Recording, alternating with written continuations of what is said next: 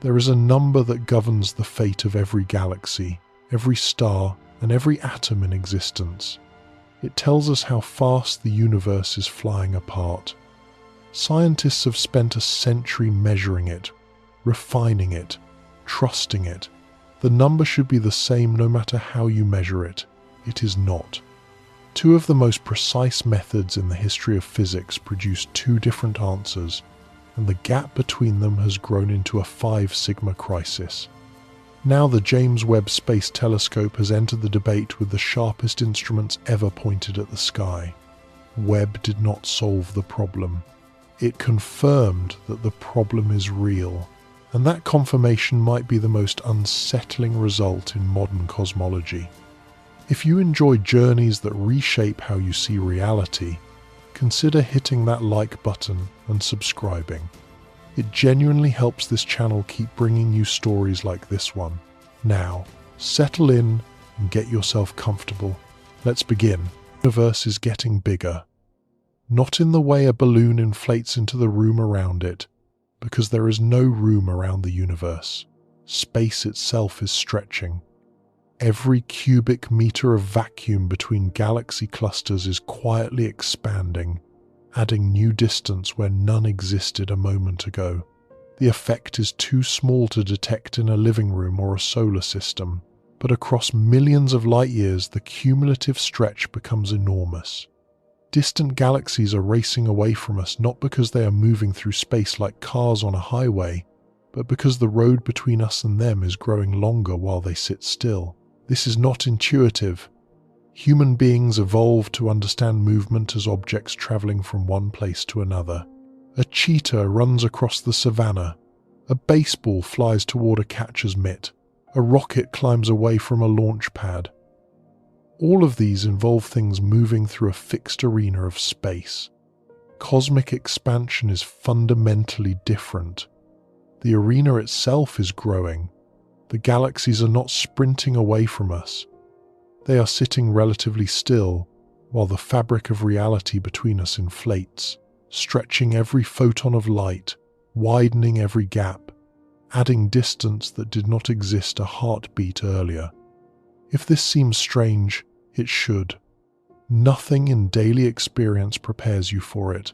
This expansion has a speed, or more precisely, it has a rate, and that rate is captured by a single number called the Hubble Constant.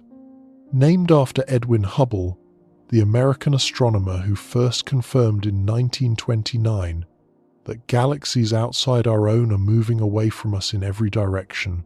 The Hubble Constant tells you something deceptively simple.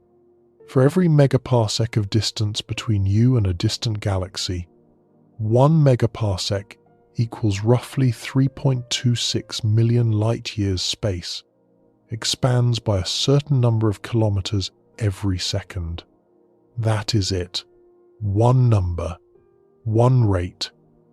It should be the same whether you measure it by looking at the ancient universe or the nearby universe. It should be the same whether you use exploding stars, pulsating giant stars, the afterglow of the Big Bang, or the gravitational bending of light around massive galaxies. The Hubble constant is supposed to describe a property of the cosmos as a whole, not a local quirk. It should converge. It does not. This is not a new problem. Astronomers have been arguing about the Hubble constant for nearly a century. But the nature of the argument has changed. In the early decades, the disagreements were enormous. Hubble's original estimate placed the expansion rate at roughly 500 kilometers per second per megaparsec, a value so high it implied the universe was younger than the Earth. Clearly something was wrong. Over the following decades, astronomers realized that Hubble had used the wrong calibration for his Cepheid distance measurements. The Cepheids he observed in distant galaxies were classical Cepheids, bright, young population 1 stars. But the period luminosity calibration he applied came from observations of fainter population 2 Cepheids in globular clusters. Since population 2 Cepheids are intrinsically dimmer than classical Cepheids at the same pulsation period, using the wrong calibration made galaxies appear closer than they actually were, inflating the measured expansion rate. Walter Bade's discovery of these two distinct stellar populations in the 1940s corrected this error and roughly doubled the cosmic distance scale. This confusion compressed his distance estimates, making galaxies appear much closer than they actually were. When you underestimate distance but correctly measure recession velocity, the implied expansion rate skyrockets. Corrections brought the number down dramatically. By the 1960s, two camps had formed. One group led by Alan Sandage, who had been Hubble's protege at the Mount Wilson Observatory, argued for a value near 50 kilometers per second per megaparsec. Another group, led by the French-born astronomer Gérard de Vaucouleurs, argued for a value near 100. The disagreement consumed careers and generated feuds that lasted decades. Sandage and de Vaucouleurs clashed publicly at conferences, each accusing the other of systematic errors in their methodology. The dispute became one of the most bitter and protracted in 20th century astronomy. The problem was not laziness or incompetence. Measuring cosmic distances is extraordinarily hard. You cannot stretch a tape measure to another galaxy. You cannot bounce radar off a star cluster 100 million light-years away. Instead, you build a chain of increasingly uncertain measurements, each one resting on the one below it. Measure the distance to nearby stars using parallax, the tiny shift in a star's apparent position as Earth orbits the Sun. Use those stars to calibrate the brightness of a certain class of pulsating stars called Cepheid variables. Use those Cepheids to measure distances to nearby galaxies. Use those galaxies to calibrate the brightness of Type Ia supernovae. Use those supernovae to measure distances across billions of light-years. Each link in this chain is called a rung on the cosmic distance ladder, and every rung introduces a small uncertainty that compounds as you climb higher. The genius of the distance ladder is its logic. Each rung overlaps with the one above it and the one below it, creating a continuous chain from Earth's backyard to the far reaches of the observable universe. But its weakness is also clear. An error at the bottom propagates upward through every subsequent rung. Miscalibrate the Cepheids, and every distance built on top of them shifts. Misjudge the intrinsic brightness of a Type Ia supernova, and billions of light-years of distance measurement tilt in one direction. The ladder is only as trustworthy as its weakest rung.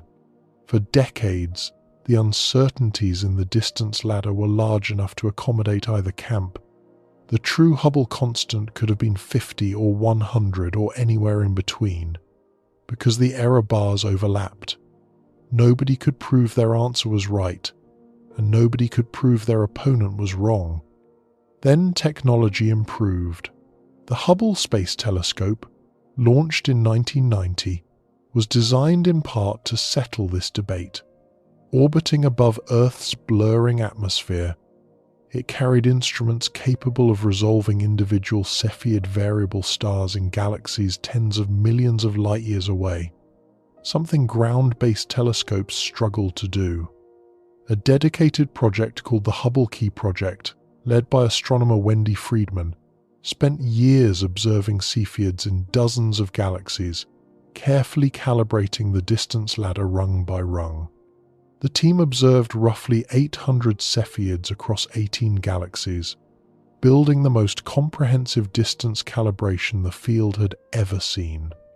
By the year 2001, they published a definitive result: 72 kilometers per second per megaparsec, with an uncertainty of about 10%. The feuds seemed to be ending. The number had landed in the middle of the old debate, and most astronomers accepted it. The Hubble constant appeared settled. Textbooks were updated. Review articles declared the problem essentially solved. Cosmology appeared to be entering a precision era where the big questions were answered and only the decimal places remained. Then a completely different way of measuring the expansion rate matured, and the crisis began. In 2001, NASA launched the Wilkinson Microwave Anisotropy Probe, known as WMAP. Its first major results, published in 2003, did not look at stars or galaxies. It stared at the oldest light in the universe, the cosmic microwave background radiation, a faint glow permeating all of space, left over from a time roughly 380,000 years after the Big Bang. At that moment, the universe had cooled enough for the first atoms to form, and light was able to travel freely for the first time. That ancient light has been traveling ever since, stretched by cosmic expansion into microwave wavelengths. It fills the sky in every direction like a fading echo of creation. The cosmic microwave background is not perfectly uniform. It contains tiny temperature fluctuations, variations of only a few hundred thousandths of a degree that correspond to slight density differences in the early universe. These fluctuations are the seeds that eventually grew into galaxies and galaxy clusters through gravitational collapse over billions of years. The pattern of these fluctuations encodes an enormous amount of information about the universe's composition, geometry, and expansion history. By analyzing this pattern with extraordinary precision, cosmologists can calculate what the Hubble constant should be today, given what the universe looked like when it was an infant. The method works because the physics of the early universe is remarkably well understood. Before atoms formed, the universe was a hot plasma of charged particles and radiation. Sound waves, oscillations of pressure driven by the competition between radiation pressure pushing outward and gravitational attraction pulling inward, rippled through this plasma at roughly half the speed of light. These sound waves left a characteristic imprint on the density pattern, creating peaks and troughs at specific angular scales in the cosmic microwave background. The position and height of these peaks depend sensitively on the universe's composition: how much ordinary matter, how much dark matter, how much dark energy, and how fast space was expanding. Measure the peaks precisely, and you can extract the cosmological parameters with extraordinary accuracy. WMAP produced a value of approximately 71, consistent with the Hubble Key Project agreement. Everything seemed fine. But then came Planck. The European Space Agency's Planck satellite, launched in 2009, observed the cosmic microwave background with far greater sensitivity and angular resolution than WMAP. It mapped the temperature fluctuations across the entire sky, with precision that was almost absurd, measuring temperature differences of just a few millionths of a degree across millions of independent patches of sky. When the Planck team analyzed their data using the standard cosmological model, a framework called lambda CDM, that describes the universe as composed of ordinary matter, cold dark matter, and dark energy in the form of a cosmological constant, they calculated a Hubble constant of 67.4 kilometers per second per megaparsec, with an uncertainty of less than 1%. 67.4, not 72, not 73, 67. At first, the discrepancy seemed like a statistical hiccup. Measurement uncertainties exist in every experiment. Maybe one side had underestimated their errors. Maybe a subtle calibration issue would eventually be uncovered. But the gap did not close. It widened. On the other side of the debate, a team called SH0ES supernova H0 for the equation of state, led by Nobel laureate Adam Riess at Johns Hopkins University, had been systematically improving the cosmic distance ladder for over a decade. They used the Hubble Space Telescope to observe Cepheid variable stars in galaxies that also hosted Type Ia supernovae.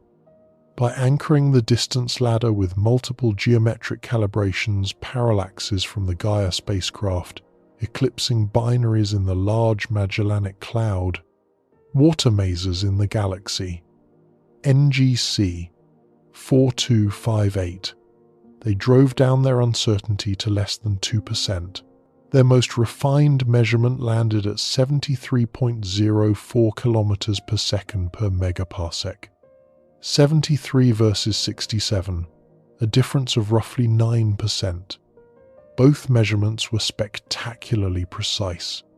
Both had been checked and rechecked by independent groups around the world, and the gap between them had reached a statistical significance of 5 sigma, meaning the probability that this discrepancy was caused by random chance was less than 1 in 3.5 million.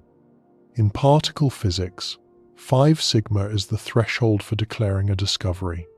It is the standard that was used to announce the detection of the Higgs boson in 2012. In cosmology, reaching 5 sigma signaled something potentially far more consequential, a crack in the foundation of the standard model. This discrepancy earned a name, the Hubble Tension. Not the Hubble disagreement or the Hubble inconsistency. Tension. Because it pulls at the fabric of modern cosmology from 2 directions simultaneously. On one side, the early universe tells us the expansion rate should be 67. On the other, the nearby universe insists it is 73. Both cannot be right unless something in our understanding of the universe is missing, incomplete, or wrong. The tension is not about sloppy measurements. That is the part that unsettles cosmologists most deeply. If one measurement were clearly less reliable than the other, the community would simply wait for better data and move on. But both methods are grounded in well-understood physics. Both have been scrutinized by dozens of independent teams. Both have survived every systematic check that has been thrown at them. The data are excellent. The data disagree. This is the crisis. The Hubble constant should be constant. It should not depend on when in cosmic history you measure it or which method you use. The expansion rate derived from the infant universe and the expansion rate measured in the mature universe should converge on a single value because they describe the same physical reality. Yet they produce 2 answers separated by a gap too large to ignore and too persistent to explain away with known errors. What makes this especially maddening is that the standard model lambda CDM has been one of the most successful theoretical frameworks in the history of science. It accurately predicts the temperature fluctuations in the cosmic microwave background down to fractions of a percent. It explains the observed abundance of light elements, hydrogen, helium, deuterium, lithium, forged in the first few minutes after the Big Bang through a process called primordial nucleosynthesis. It describes how galaxies cluster into the vast cosmic web of filaments and voids that telescope surveys have mapped across billions of light years. It accounts for the accelerating expansion of the universe driven by dark energy, a discovery that won the 2011 Nobel Prize in Physics. Lambda CDM is not a rough sketch. It is a precision instrument that matches observations across 13.8 billion years of cosmic history with remarkable accuracy. Except for this one number, the Hubble tension sits like a splinter in the framework, small enough to be dismissed by some, painful enough to demand attention from others, and persistent enough to suggest that something important might be hiding just beneath the surface of our most successful cosmological model. To understand why this matters, you need to appreciate what the Hubble constant actually controls. It is not just an abstract rate. It determines the age of the universe. A faster expansion rate means the universe reached its current size in less time, making it younger. A slower rate means it took longer, making it older. The Planck value of 67 implies the universe is approximately 13.8 billion years old. The SH0ES value of 73 implies the universe could be closer to 12.7 billion years old. That difference of roughly a billion years creates immediate conflicts with observations of the oldest stars, some of which appear to be nearly 13 billion years old based on stellar evolution models and white dwarf cooling sequences. Stars cannot be older than the universe that contains them. If the higher expansion rate applies globally, something in our understanding of stellar ages or cosmic chronology must give. The Hubble constant also affects our understanding of dark energy, the mysterious force driving cosmic acceleration. It influences calculations of the total matter density in the universe, the formation timeline of the first galaxies, and the predicted size of the sound horizon, the characteristic scale imprinted in the cosmic microwave background by sound waves in the early universe. Change the Hubble constant and ripple effects cascade through every cosmological calculation. The size of the observable universe shifts. The predicted abundance of galaxy clusters at different epochs adjusts. The inferred properties of dark matter halos surrounding galaxies change. No parameter in cosmology is truly independent. They form an interconnected web, and tugging on one thread, the Hubble constant pulls on all the others. This is why the tension refuses to remain a quiet academic disagreement. It touches everything, and this is where the James Webb Space Telescope enters the story. Launched on December 25, 2021, from a European Space Agency launch site in French Guiana, aboard an Ariane 5 rocket, Webb carried instruments designed to see the universe with a clarity and depth that no previous telescope could match. Its primary mirror, 6.5 meters across, and composed of 18 hexagonal gold-coated beryllium segments, collects light with a sensitivity that dwarfs the Hubble Space Telescope. Positioned at the second Lagrange point roughly 1.5 million kilometers from Earth, shielded from solar radiation by a sunshade the size of a tennis court, Webb operates at temperatures close to minus 233 degrees Celsius. Its infrared instruments can peer through dust clouds that blind optical telescopes, resolve individual stars in distant galaxies with unprecedented sharpness, and detect faint objects at the edge of the observable universe. Webb was not built specifically to resolve the Hubble tension. Its mission encompasses everything from imaging the atmospheres of exoplanets to observing the first galaxies that formed after the Big Bang. But among its many capabilities is one that matters enormously for the expansion rate debate: the ability to observe Cepheid variable stars and other distance indicators with far greater precision than any instrument before it. At infrared wavelengths, Webb's angular resolution surpasses Hubble's by a factor of roughly 2 to 3. This means that stars which appeared as smeared blobs in Hubble images can be cleanly separated and individually measured by Webb. For a field that depends on knowing the precise brightness of individual stars in crowded galactic environments, this improvement is transformative. The question hanging over the Hubble tension for years had been simple and uncomfortable.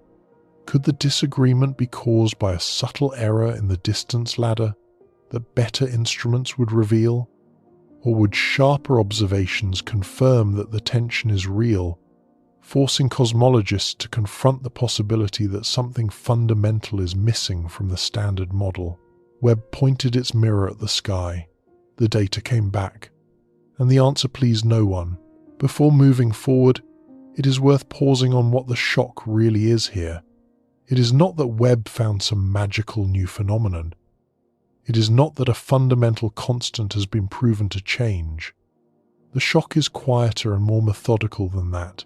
Careful, independent measurements of a supposedly stable number the rate at which the universe expands are not lining up, and the most precise telescope ever built has just confirmed that the disagreement is not going away.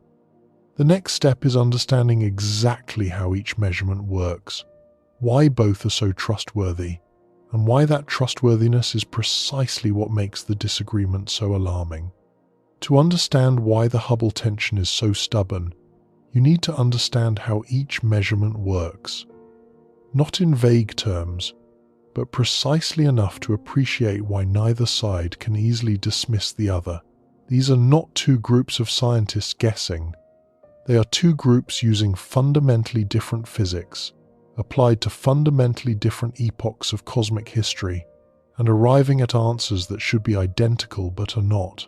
One group reads the baby picture of the universe and calculates what the expansion rate must be today. The other group walks outside, measures nearby galaxies directly, and records what the expansion rate actually is today. The methods share almost no assumptions, almost no instruments, and almost no sources of error.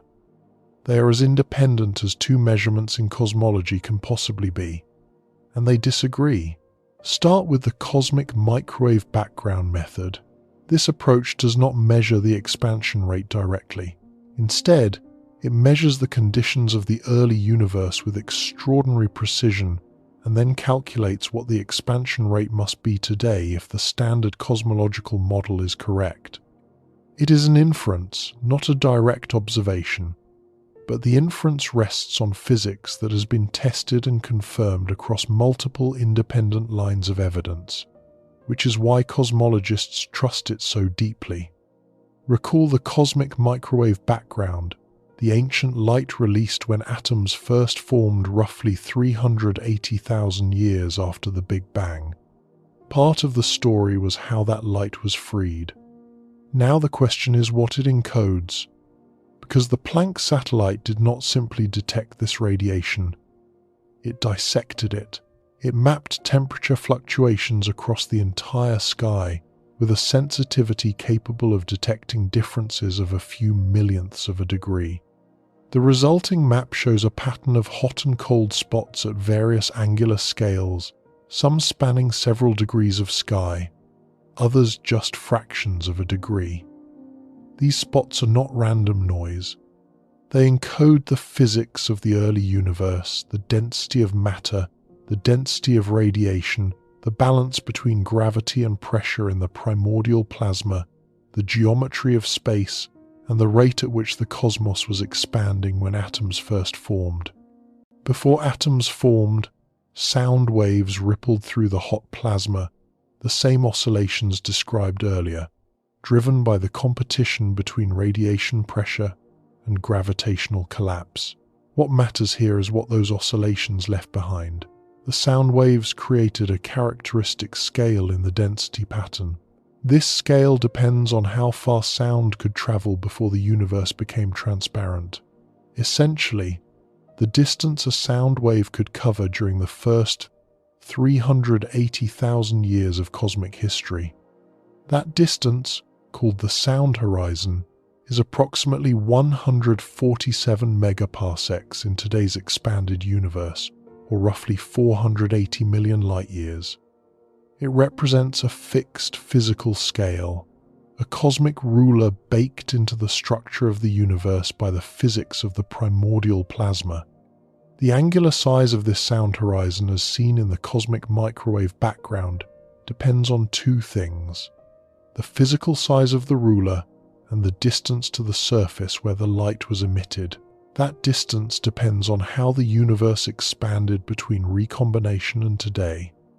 By measuring the angular positions of peaks in the power spectrum of temperature fluctuations, a mathematical decomposition of the hot and cold spots into their component spatial frequencies, cosmologists can determine, with remarkable precision, the total matter density, the baryon density, the dark energy density, the optical depth to reionization, the spectral index of primordial fluctuations, and the expansion rate. The Planck team, using the lambda CDM model with 6 free parameters, obtained a Hubble constant of 67.4, plus or minus 0.5 kilometers per second per megaparsec. The uncertainty is less than 1%. This is not an approximation or an educated guess.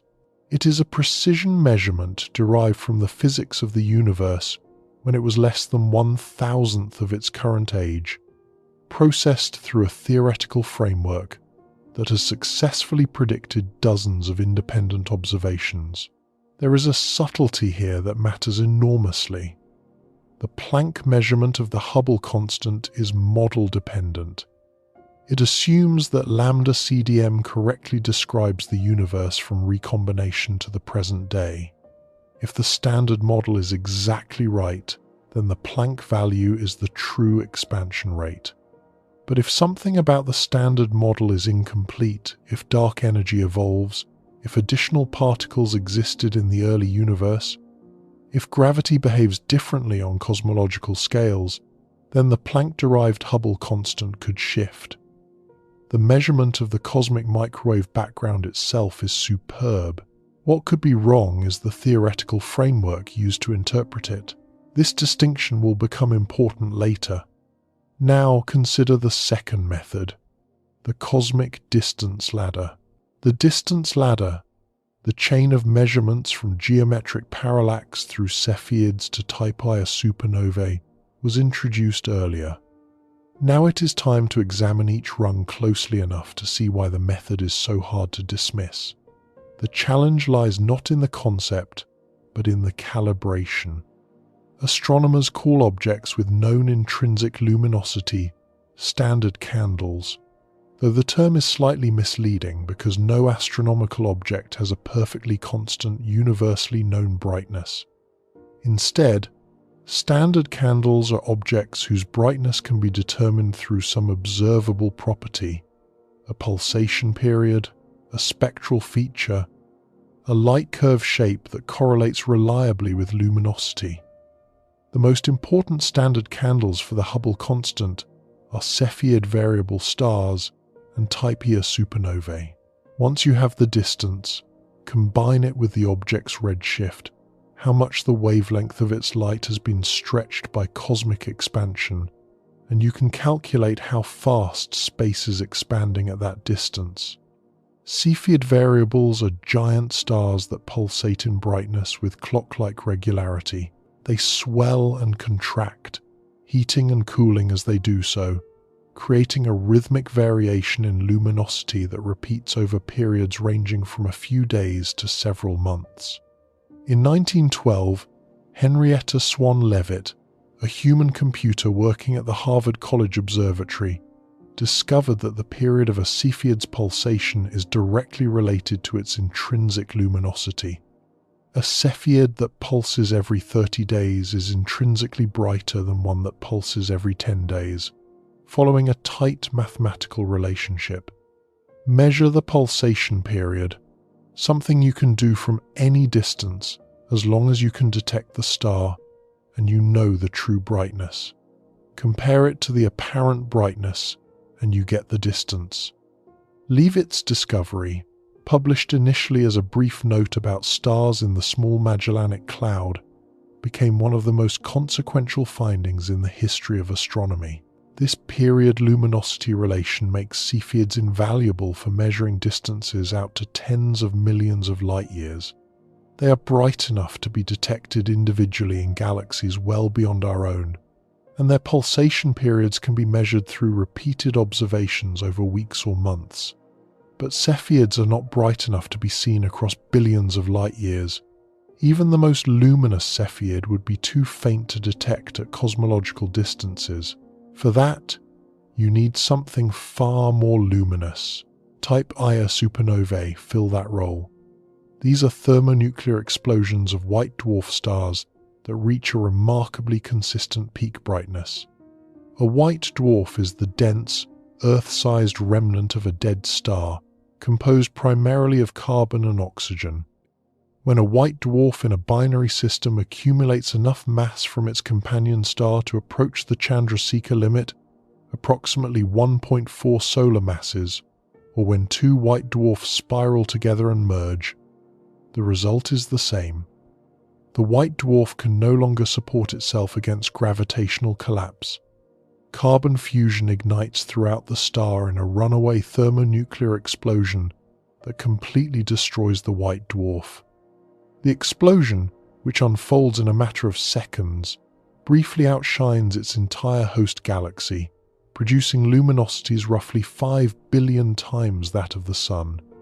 The peak luminosity of these explosions, after applying corrections for how quickly they brighten and fade, a property captured by the width of the light curve, is remarkably standardizable. Brighter type Ia supernovae take longer to fade.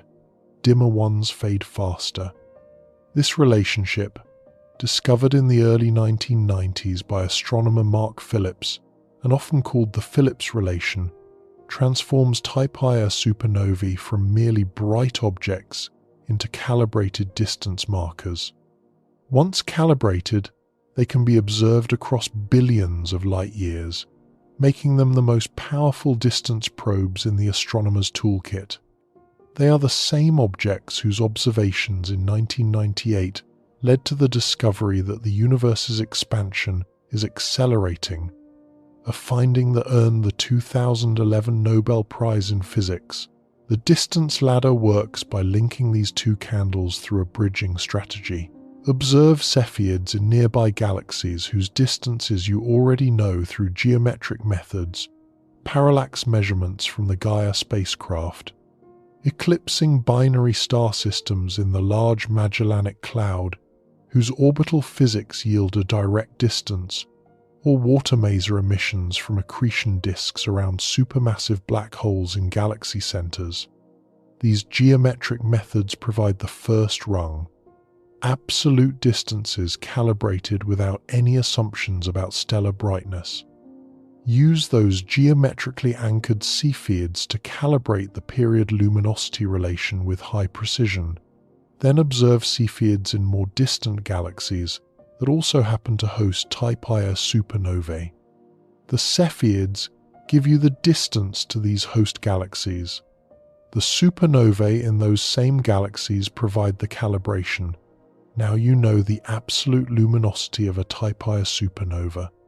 Finally, use those calibrated supernovae to measure distances to far more distant galaxies where Cepheids are invisible, out to redshifts where cosmic expansion dominates over local motions. Each rung of the ladder is a measurement. Each measurement introduces uncertainty. The art of precision cosmology lies in controlling those uncertainties at every step. The geometric anchors must be accurate. The Cepheid period luminosity relation must be universal, or its environmental dependencies must be understood and corrected. The type Ia supernova standardization must work across different types of host galaxies. Dust between the observer and the target can dim and redden the light, mimicking greater distance. Unresolved stars blended with the Cepheid target can make it appear brighter, mimicking shorter distance. Every potential bias must be identified, quantified, and corrected. The SH0ES team has spent more than 15 years refining this ladder with meticulous care. They have anchored the base with geometric distances to 3 independent calibrators: the Large Magellanic Cloud, measured through eclipsing binaries and Cepheid parallaxes; the galaxy NGC 4258, measured using water masers orbiting its central black hole; and the Milky Way's own Cepheids, measured using Gaia satellite parallaxes. Each anchor provides an independent check on the others. They have observed Cepheids in over 40 galaxies that also hosted type Ia supernovae, building a large statistical sample that reduces random errors. They have applied corrections for dust reddening using multi-wavelength observations, chemical composition differences between Cepheids in different galactic environments, and photometric blending. the contamination of Cepheid brightness measurements by unresolved neighboring stars that fall within the same point spread function of the telescope. Their result? 73.04 plus or minus 1.04 kilometers per second per megaparsec. The uncertainty is about 1.4%. 73 from the local universe, 67 from the ancient universe. A 6 kilometer per second per megaparsec gap that neither team can explain away. Both teams have published extensive analyses of their error budgets. Both have invited outside scrutiny. Both have responded to criticisms with additional tests and cross-checks. The measurements have not converged, they have solidified. But the story does not stop with two methods. Several other independent techniques have weighed in over the past decade, and their results scatter across the tension rather than resolving it. Each method brings its own physics, its own assumptions, and its own sources of uncertainty. Together, they paint a picture that is more complex and more troubling than a simple two-sided disagreement. The tip of the red giant branch method, known as TRGB, uses a different type of standard candle entirely. When low-mass stars similar to or slightly less massive than the Sun exhaust the hydrogen in their cores, they undergo dramatic structural changes. Their cores contract and heat up while their outer envelopes expand enormously, turning them into red giants. As a red giant evolves, it ascends the red giant branch on the Hertzsprung-Russell diagram, growing progressively more luminous as its core temperature rises. Eventually, the core reaches approximately 100 million degrees Kelvin, hot enough for helium to begin fusing into carbon through the triple alpha process. This ignition happens suddenly and violently, a thermonuclear runaway called the helium flash. The helium flash occurs at a nearly uniform luminosity regardless of the star's chemical composition or initial mass. The tip of the red giant branch, the maximum brightness a star reaches just before the helium flash, serves as a standard candle. Identify the brightest red giants in a galaxy's halo, measure their apparent brightness at the tip, and you have a distance. The physics behind this uniformity is well understood. The helium flash is triggered by a specific core temperature threshold, which translates to a specific luminosity. The TRGB method has practical advantages over Cepheids. Red giant branch-tip stars are found in the halos of galaxies, the diffuse outer regions where stellar crowding is less severe and dust contamination is lower. They do not require time series observations because you are measuring a single brightness threshold, not a pulsation period. They are old, evolved stars found in virtually every galaxy, providing broad applicability. Some TRGB measurements have produced Hubble constant values around 69 to 70, intriguingly positioned between the Planck and CH0 values, as though the universe was splitting the difference. Others have yielded values closer to 72 or 73, depending on the calibration sample and the color corrections applied. The disagreement among TRGB analyses themselves stems from differences in how the tip luminosity is calibrated, which anchor galaxies are used, how extinction corrections are applied, and how the tip is identified in color magnitude diagrams that can be noisy and ambiguous. The TRGB has not settled the tension. It has added a third voice to the conversation, one that sometimes whispers compromise and sometimes shouts in agreement with the distance ladder. Baryon acoustic oscillations provide yet another approach, one that is conceptually elegant and largely independent of both stellar candles and the cosmic microwave background. These are the fossilized imprints of the same sound waves that created the peaks in the cosmic microwave background.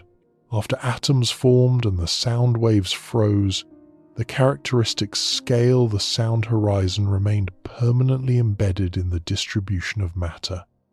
The slight overdensity at the sound horizon scale survived gravitational evolution and persists today in the clustering pattern of galaxies. Think about what this means in physical terms. The same sound waves that created the peaks in the cosmic microwave background had a spatial consequence that persists today. Each initial overdensity in the early universe launched a spherical pressure pulse outward through the plasma, carrying baryonic matter with it, while the dark matter at the center, unaffected by radiation pressure, stayed put. When recombination occurred and the universe suddenly became transparent, the radiation pressure vanished. The sound wave stalled.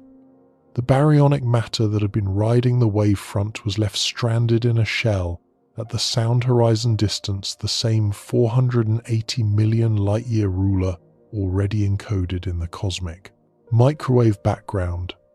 The result was two concentrations of matter, one at the original center where the dark matter remained, and one in a shell at the sound horizon distance where the baryonic matter had been deposited by the frozen wave. The result was two concentrations of matter, one at the original center where the dark matter remained, and one in a shell at the sound horizon distance where the baryonic matter had been deposited by the frozen wave. Over the next 13 billion years, gravity amplified both concentrations. Galaxies formed preferentially at the original centers and along the shells. The result, imprinted across the entire observable universe from billions of independent initial overdensities, is a subtle but unmistakable statistical preference. Galaxies are slightly more likely to be separated by roughly 480 million light-years than by other distances. The sound waves that rang through the universe in its first few 100,000 years left permanent scars in the arrangement of galaxies across the sky, frozen ripples in the cosmic architecture that serve as one of the most powerful distance tools in modern cosmology. Measuring this preferred separation in galaxy surveys at different redshifts gives a standard ruler, not a standard candle, but a known physical length that can be compared across cosmic epochs. The ruler does not depend on understanding stellar physics. It depends on understanding plasma physics in the early universe, which is well constrained by the cosmic microwave background itself. By measuring the apparent angular size and redshift space length of this ruler at different distances, astronomers can map the expansion history of the universe across billions of years, tracing how the expansion rate changed as matter diluted and dark energy rose to dominance. Baryon acoustic oscillation measurements from surveys like the Sloan Digital Sky Survey and the more recent Dark Energy Spectroscopic Instrument tend to produce Hubble constant values more consistent with Planck in the range of 67 to 68, though with larger individual uncertainties than either Planck or SH0 ES. This is perhaps not surprising, since baryon acoustic oscillations rely on the same sound horizon calibration as the cosmic microwave background analysis. If the sound horizon is correct, baryon acoustic oscillations and Planck should agree. If something about the early universe changed the sound horizon from its expected value, if new physics shrank the ruler before it was frozen, then both methods would be affected in the same direction, both underestimating the true Hubble constant by the same amount. This correlated vulnerability is important. Baryon acoustic oscillations and the cosmic microwave background are not fully independent tests of the expansion rate. They share a common foundation, and if that foundation is slightly wrong, they would be wrong together. Gravitational lensing time delays offer yet another independent check, one rooted in general relativity rather than stellar physics or plasma dynamics. The concept is almost cinematic in its strangeness. When a massive galaxy or galaxy cluster lies along the line of sight to a distant quasar, one of the brightest persistent objects in the universe, powered by a supermassive black hole, consuming matter at a prodigious rate. The gravitational field bends light along multiple paths, creating multiple images of the same quasar arranged in arcs, crosses, or rings around the lensing mass. Each image corresponds to a light path that traverses a slightly different route through the curved spacetime around the lens. One path might arc above the lensing galaxy, another curves below it, a third might thread through a gap in the mass distribution. Each path has a slightly different total length and passes through regions of slightly different gravitational potential, introducing time delays governed by general relativity. When the quasar varies in brightness, as quasars frequently do, flickering unpredictably as clumps of gas spiral into their central black holes and release bursts of radiation, the variation appears in each image at a slightly different time. One image brightens on a Monday, another shows the same brightening event on a Thursday, a third catches up the following week. By monitoring all images simultaneously over months or years, astronomers can measure these time delays with precision of a day or better. The delays, combined with a detailed model of the lensing galaxy's mass distribution, yield a quantity called the time delay distance, a combination of angular diameter distances between observer, lens, and source that is directly and geometrically sensitive to the Hubble constant. The technique converts a time measurement into a distance measurement, using gravity as the intermediary, bypassing stars, supernovae, and the cosmic microwave background entirely. The H0 LICAO and TDCOSMO collaborations have used this technique on several lensed quasar systems, carefully modeling the lens mass distributions using high-resolution imaging from the Hubble Space Telescope, spectroscopic data from ground-based telescopes, and dynamical measurements of stellar motions within the lensing galaxy. Their early results, based on 6 lensed quasars, favored values around 73, consistent with the distance ladder. However, the accuracy of this method depends critically on the assumed mass profile of the lensing galaxy. The total mass enclosed within a given radius determines how much the light is bent and delayed. If the mass profile is assumed to follow a simple power law distribution density, decreasing smoothly from center to edge, the resulting Hubble constant is well constrained. But when the TDCOSMO team relaxed this assumption, allowing for more complex internal structures such as a distinct stellar core embedded in a broader dark matter halo, or accounting for additional mass concentrations along the line of sight from foreground and background galaxy groups that contribute their own lensing effects, the uncertainties expanded significantly enough to be consistent with either camp. The gravitational lensing method remains one of the most promising avenues for an independent resolution, particularly as Webb and future 30-meter class ground telescopes improve the lens modeling. But it has not yet achieved the precision needed to break the deadlock. Surface brightness fluctuation methods, which measure the graininess of unresolved starlight in elliptical galaxies as a distance indicator, have contributed measurements consistent with the higher end of the tension. Megamaser cosmology, using the geometric distances to water masers orbiting supermassive black holes, has provided anchor distances for the distance ladder. Gravitational wave standard sirens, measuring the distance to neutron star mergers independently through gravitational wave amplitude, represent perhaps the most exciting emerging technique. When 2 neutron stars spiral inward and collide, the gravitational waves they emit carry information about their distance that is completely independent of any electromagnetic observation. The amplitude of the gravitational wave signal encodes the luminosity distance directly.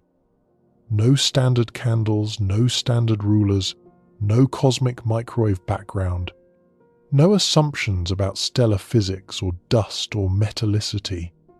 Just the pure geometry of space-time rippling under the collision of 2 compact objects.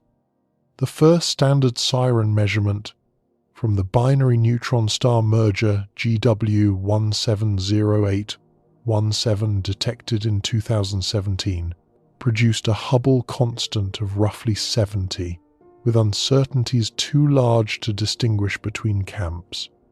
But as gravitational wave detectors improve in sensitivity and accumulate dozens or hundreds of events over the coming decade, standard sirens may ultimately deliver the cleanest measurement of the Hubble constant that science can produce, one that owes nothing to any other method and shares no systematic vulnerabilities with any existing technique.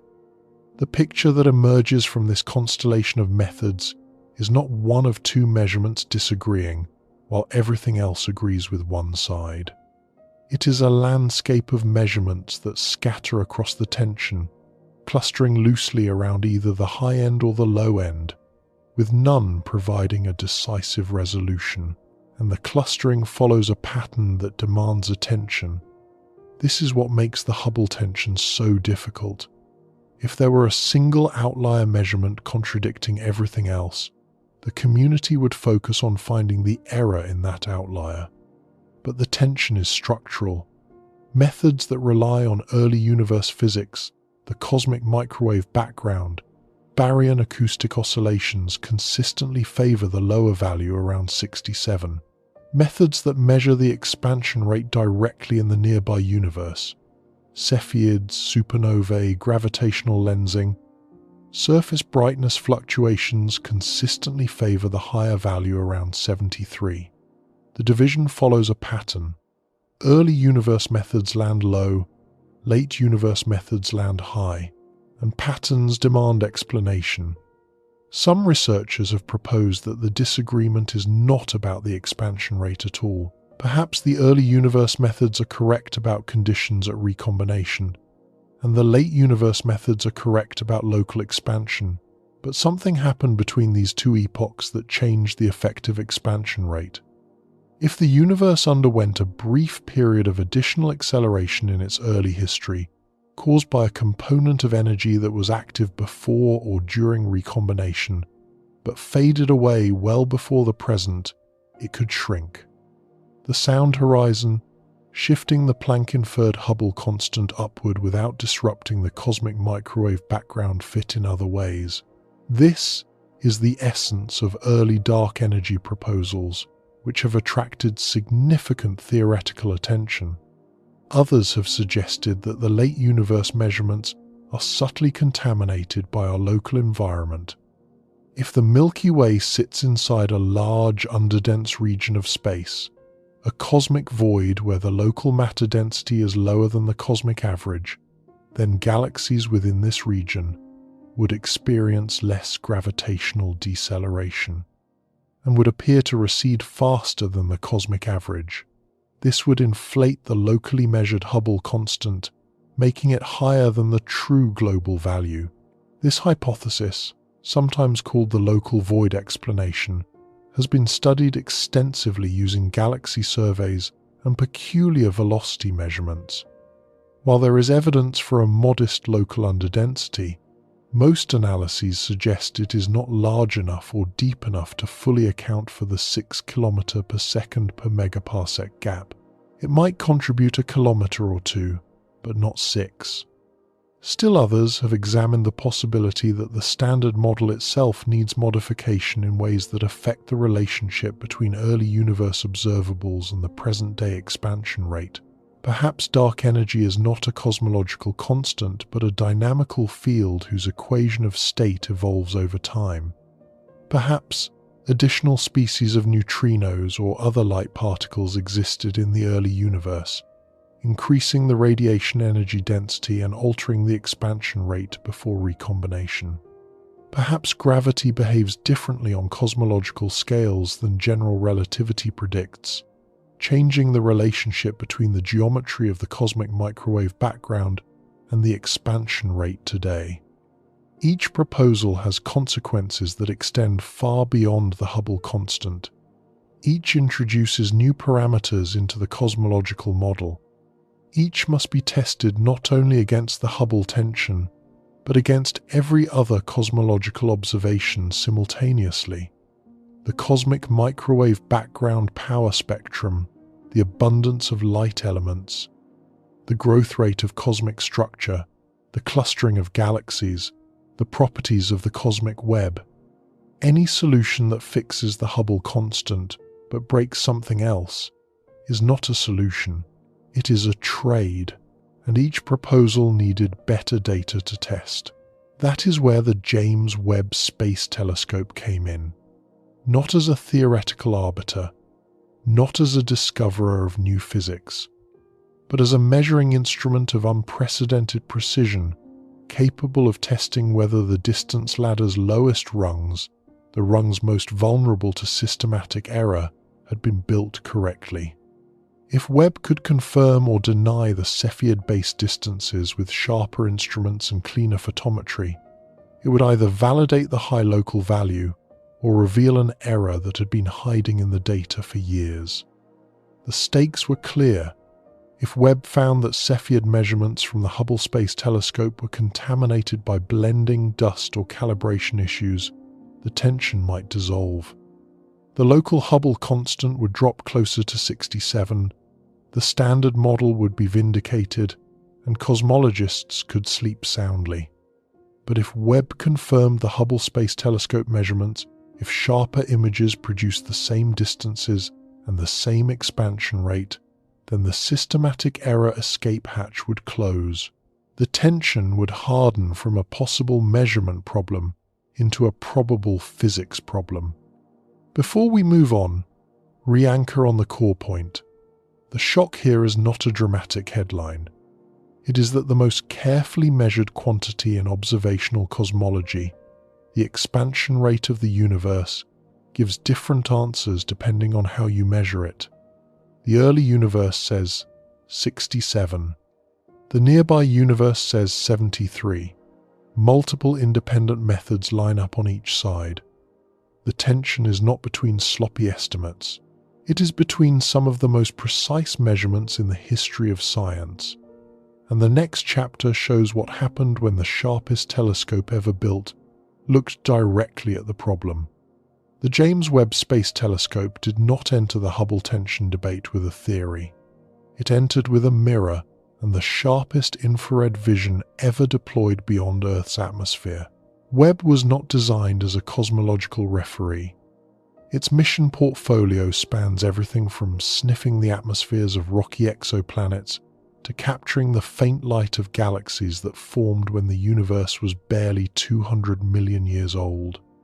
But among its capabilities is one that became immediately relevant to the most uncomfortable problem in modern cosmology: the ability to cleanly separate individual stars in distant, crowded galaxies where every previous observatory saw only smeared light.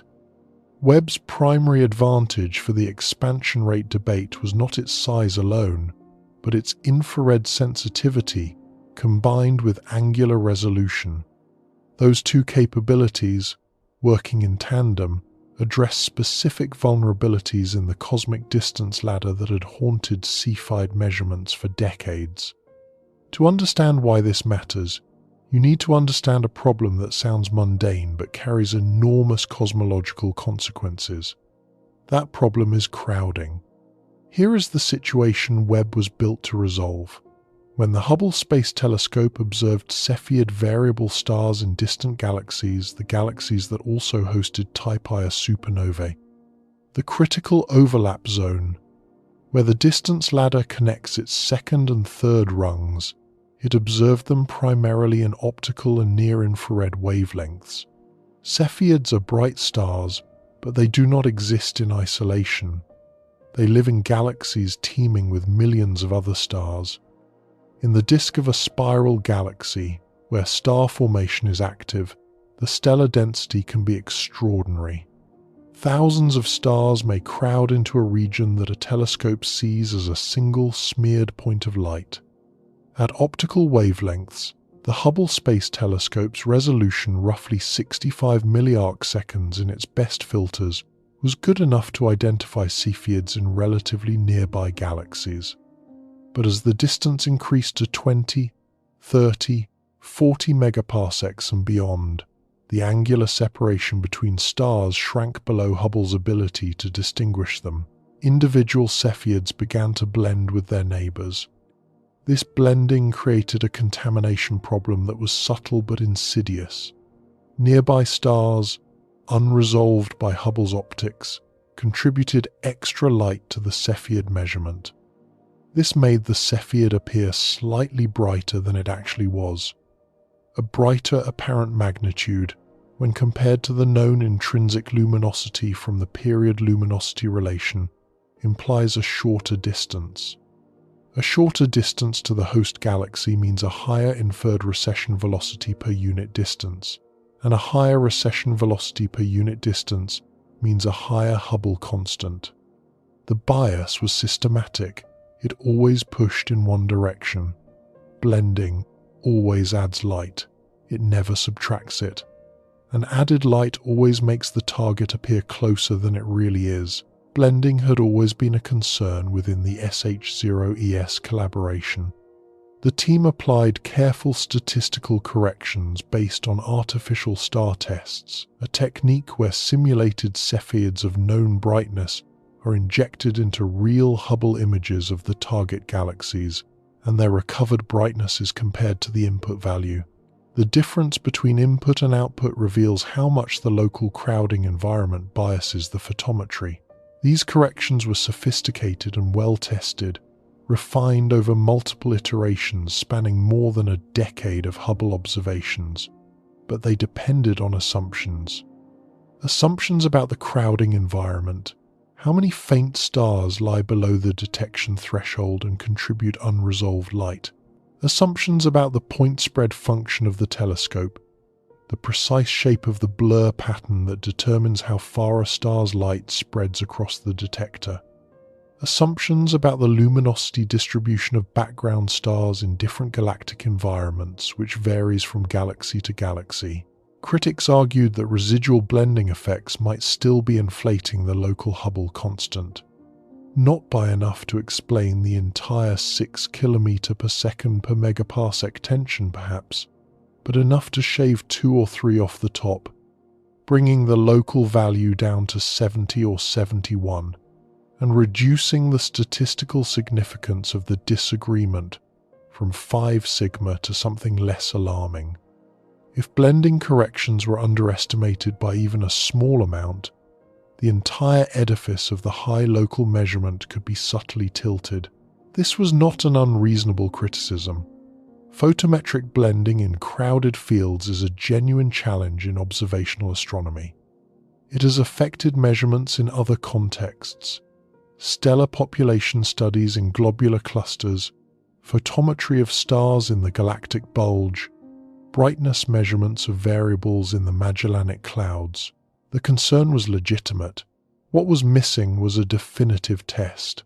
This is where Webb's capabilities became decisive.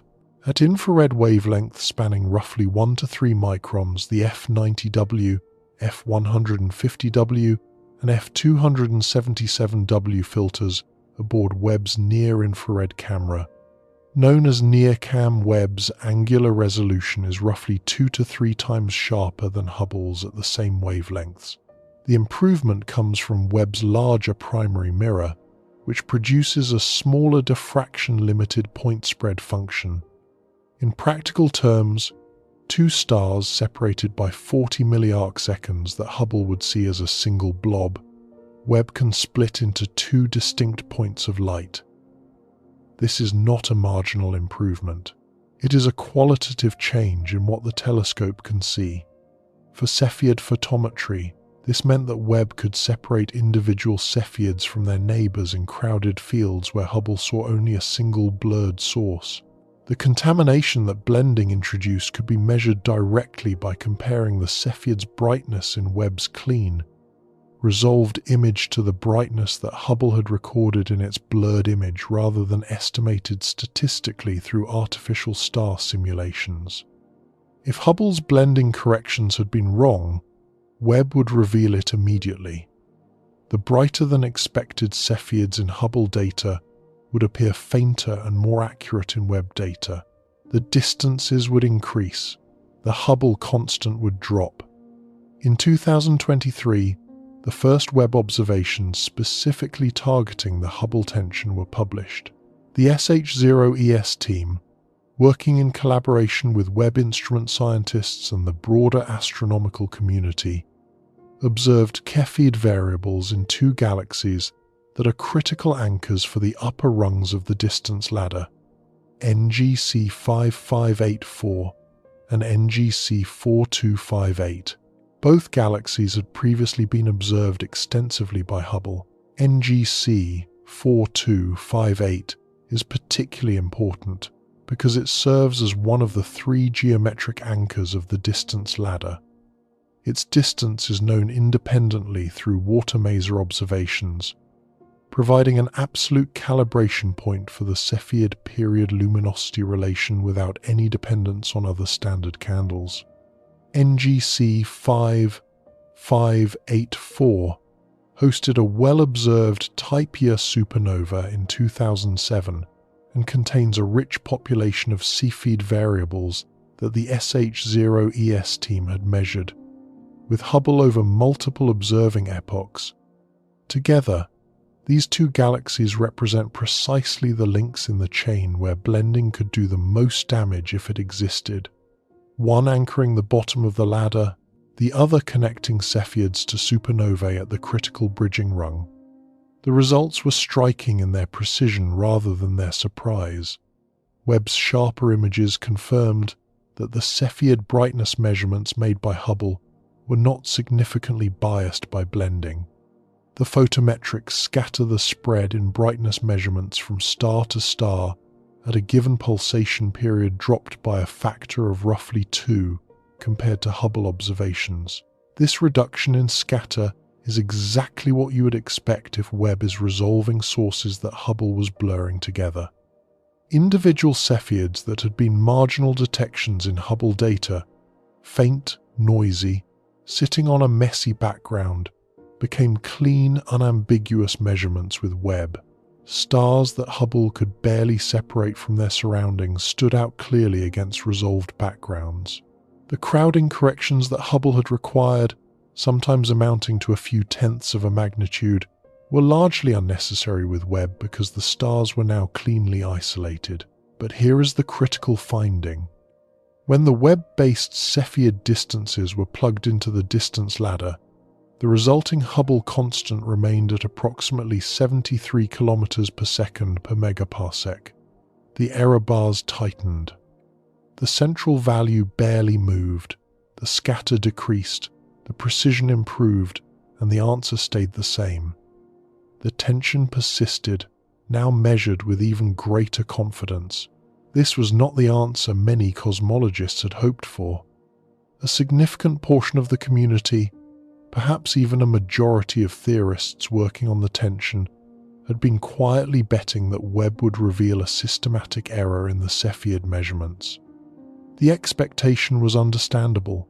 Throughout the history of astronomy, discrepancies between measurements have almost always turned out to be systematic errors rather than new physics. The conservative assumption is always that someone made a mistake. Webb was supposed to find the mistake. It did not. Webb eliminated the blending hypothesis with clinical precision. Whatever is causing the Hubble tension, it is not Cepheid blending in the Hubble Space Telescope data. The brightness measurements that Hubble made over 15 years of careful observation measurements that critics had questioned, scrutinized, and proposed as the source of the discrepancy turned out to be correct. Two different telescopes, separated by a generation of engineering, operating at different wavelengths with different detectors and different optical properties, produced the same Cepheid distances. But Webb's contribution extended well beyond confirming Cepheid measurements. The telescope also turned its infrared eyes toward tip of the red giant branch stars, the TRGB distance indicators that offered an entirely independent alternative to Cepheids on the second rung of the distance ladder. Webb's infrared sensitivity gave it a decisive advantage for TRGB measurements because red giant branch-tip stars are cool, evolved objects that emit the bulk of their radiation at wavelengths longer than 1 micron. Hubble could observe these stars in its reddest filters, but Webb sees them in their native spectral territory, where they are brightest and where photometric measurements are most reliable. TRGB measurements had been a source of both hope and confusion in the tension debate for years. The method was championed by several groups, most prominently a team led by Wendy Friedman at the University of Chicago, the same astronomer who had led the original Hubble Key project 2 decades earlier. Friedman's group reported TRGB-based Hubble constant values closer to 69.8, tantalizingly positioned between the Planck value of 67 and the SH0 value of 73, as though the universe were diplomatically splitting the difference. If the TRGB result was correct, the tension might not require new physics at all. Perhaps the Cepheid distances were slightly biased upward, the Planck value slightly biased downward, and the true expansion rate sat comfortably in between, at a level of disagreement that fell below the threshold of crisis. Other groups, however, using different calibration choices and different approaches to color corrections, obtained TRGB values closer to 72 or 73 in agreement with the Cepheid-based ladder rather than splitting the difference. The disagreement among TRGB analyses themselves added a layer of confusion on top of the existing tension. The community was not just debating Cepheids versus the cosmic microwave background. It was debating Cepheids versus TRGB versus the cosmic microwave background, with the TRGB results depending sensitively on choices that different groups made differently. The discrepancy between TRGB analyses largely came down to technical choices in how to calibrate the tip luminosity and how to correct for the effects of stellar metallicity, the abundance of elements heavier than helium in the stars, being measured. The TRGB luminosity is remarkably uniform, but it is not perfectly so. Stars with higher metallicity have slightly different opacities in their outer envelopes, which shifts their color and, depending on the photometric band used for measurement, can subtly affect the apparent brightness of the tip. Different groups applied different metallicity corrections, used different anchor galaxies to set the 0 point, and employed different algorithms to identify the tip in color magnitude diagrams that can be noisy, particularly in galaxies where the red giant population is sparse. Webb's observations helped clarify this by providing significantly cleaner photometry of TRGB stars in host galaxies of type Ia supernovae.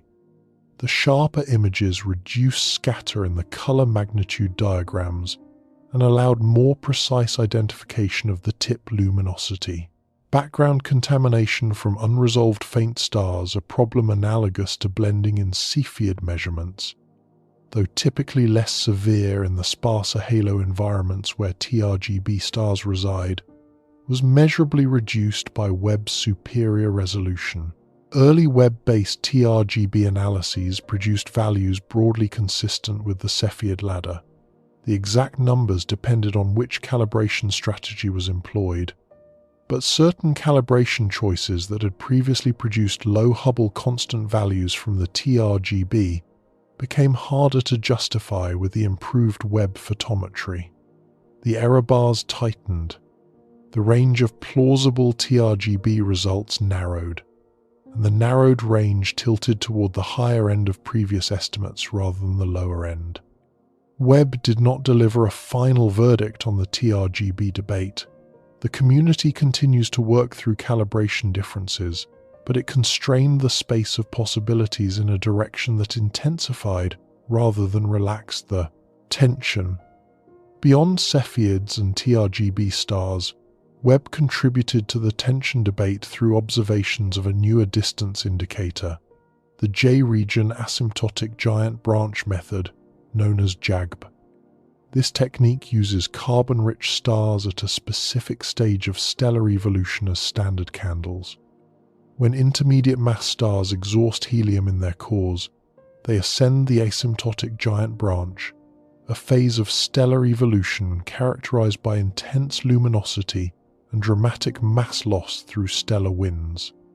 A subset of these stars develop carbon-rich atmospheres through a process called dredge-up, where convective mixing brings carbon produced by helium fusion from the stellar interior to the surface. These carbon stars have a characteristic near-infrared luminosity in the J band, approximately 1.2 microns, that is remarkably uniform and can serve as a distance indicator.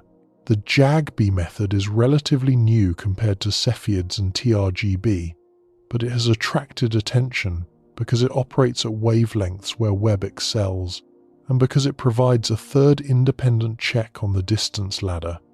Webb's infrared capabilities made it an ideal instrument for detecting and measuring JAGB stars in distant galaxies, where ground-based infrared telescopes lacked the resolution and space-based optical telescopes lacked the wavelength coverage. Early JAG-based distance measurements derived from Webb data have yielded Hubble constant values consistent with the higher end of the tension around 71 to 73. Though the method is still being refined, its systematic uncertainties are still being characterized and its calibration sample is still growing. The collective impact of Webb's observations across all three distance indicators can be summarized in a single uncomfortable statement. Every systematic error that critics proposed as an explanation for the high local Hubble constant has been tested by Webb, and none of them have been confirmed as significant. Blending does not explain it. Cepheid photometric errors do not explain it. TRGB calibration discrepancies do not clearly resolve it. JAGB measurements corroborate rather than contradict the Cepheid result. Each time Webb sharpened a measurement, the high local value held firm. Each time a proposed systematic was tested with better data, the proposed systematic failed to materialize at the level needed to resolve the tension. This does not mean the tension has been proven to reflect new physics. It is important to be precise about what Webb has and has not demonstrated. Subtle systematic effects could still lurk in places Webb has not yet examined. The absolute calibration of the distance ladder's first rung, the geometric anchors, relies on Gaia parallaxes for Milky Way Cepheids, the eclipsing binary distance to the Large Magellanic Cloud, and the megamaser distance to NGC 4258. These geometric foundations have their own uncertainties and modeling assumptions that Webb does not directly test.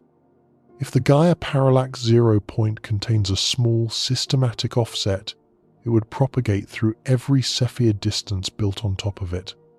If the Large Magellanic Cloud distance is slightly wrong, every calibration anchored to it shifts in lockstep. Webb sharpened the upper rungs of the ladder but did not rebuild the base. Metallicity corrections for Cepheids remain an active area of debate. The period luminosity relation may depend on the chemical composition of the Cepheid in ways that are not yet fully characterized. Different host galaxies have different average metallicities, and if the metallicity dependence is steeper or shallower than currently assumed, the resulting distances would shift not by much, perhaps 1% or 2%, but in a debate where the tension amounts to roughly 9%, even small shifts matter. Dust-reddening models may contain inaccuracies that affect both Cepheid and TRGB measurements in subtle correlated ways. If the properties of interstellar dust, grain size, distribution, composition, wavelength-dependent extinction vary from galaxy to galaxy more than current models assume, the distance corrections could harbor biases that Webb's resolution improvement alone cannot reveal. But the space of plausible systematic explanations has narrowed significantly since Webb began observing. Before Webb, it was scientifically reasonable to hypothesize that the high Hubble constant from the distance ladder was an artifact of Hubble Space Telescope limitations blending in crowded fields, photometric artifacts from an aging detector, insufficient resolution to cleanly separate Cepheids from their environments. After Webb, that entire category of explanation carries dramatically less weight. The data from two different telescopes, using different instruments at different wavelengths with different optical properties and different systematic vulnerabilities, agree on the local expansion rate. Concordance between independent instruments is one of the strongest forms of evidence in observational science. When two fundamentally different measurement systems produce the same answer, the answer is probably real. This tightening of systematics is actually what makes Webb's contribution so important and so deeply unsettling for the field. Webb did not discover a new particle. It did not detect an unexpected signal from the edge of the universe. It did not produce a headline-grabbing image that rewrote cosmological models overnight. It did something far more methodical and, in some ways, far more consequential. It confirmed that one side of the Hubble tension is not making an obvious mistake, and by doing so, it shifted the burden of explanation from the observers to the theorists. If the late universe measurements are correct and free of significant systematic bias, then either the early universe measurements are wrong, which would require errors in the Planck satellite data, or fundamental flaws in the lambda CDM model used to interpret them, or the standard model of cosmology is genuinely incomplete. Since the Planck data have been scrutinized exhaustively by multiple independent teams around the world, reanalyzed with different pipelines and different foreground models, and found to be internally consistent and robust, the implication tilts increasingly toward incompleteness in the theoretical framework rather than error in the observations. Webb also contributed to the broader cosmological conversation through its deep field observations of galaxies at high redshifts, observations that were not designed to address the Hubble tension but that generated findings with indirect relevance. Several studies using Webb data reported finding massive, structurally mature galaxies at cosmic times earlier than the standard model comfortably predicted. Initial estimates suggested galaxies with stellar masses exceeding 10 billion solar masses had appeared at redshifts of 7, 8, even 10, corresponding to times when the universe was only a few 100 million years old. Some of these mass estimates have since been revised downward as photometric analyses improved, but several cases have held up under scrutiny, and the broad pattern of unexpectedly early massive galaxies remains.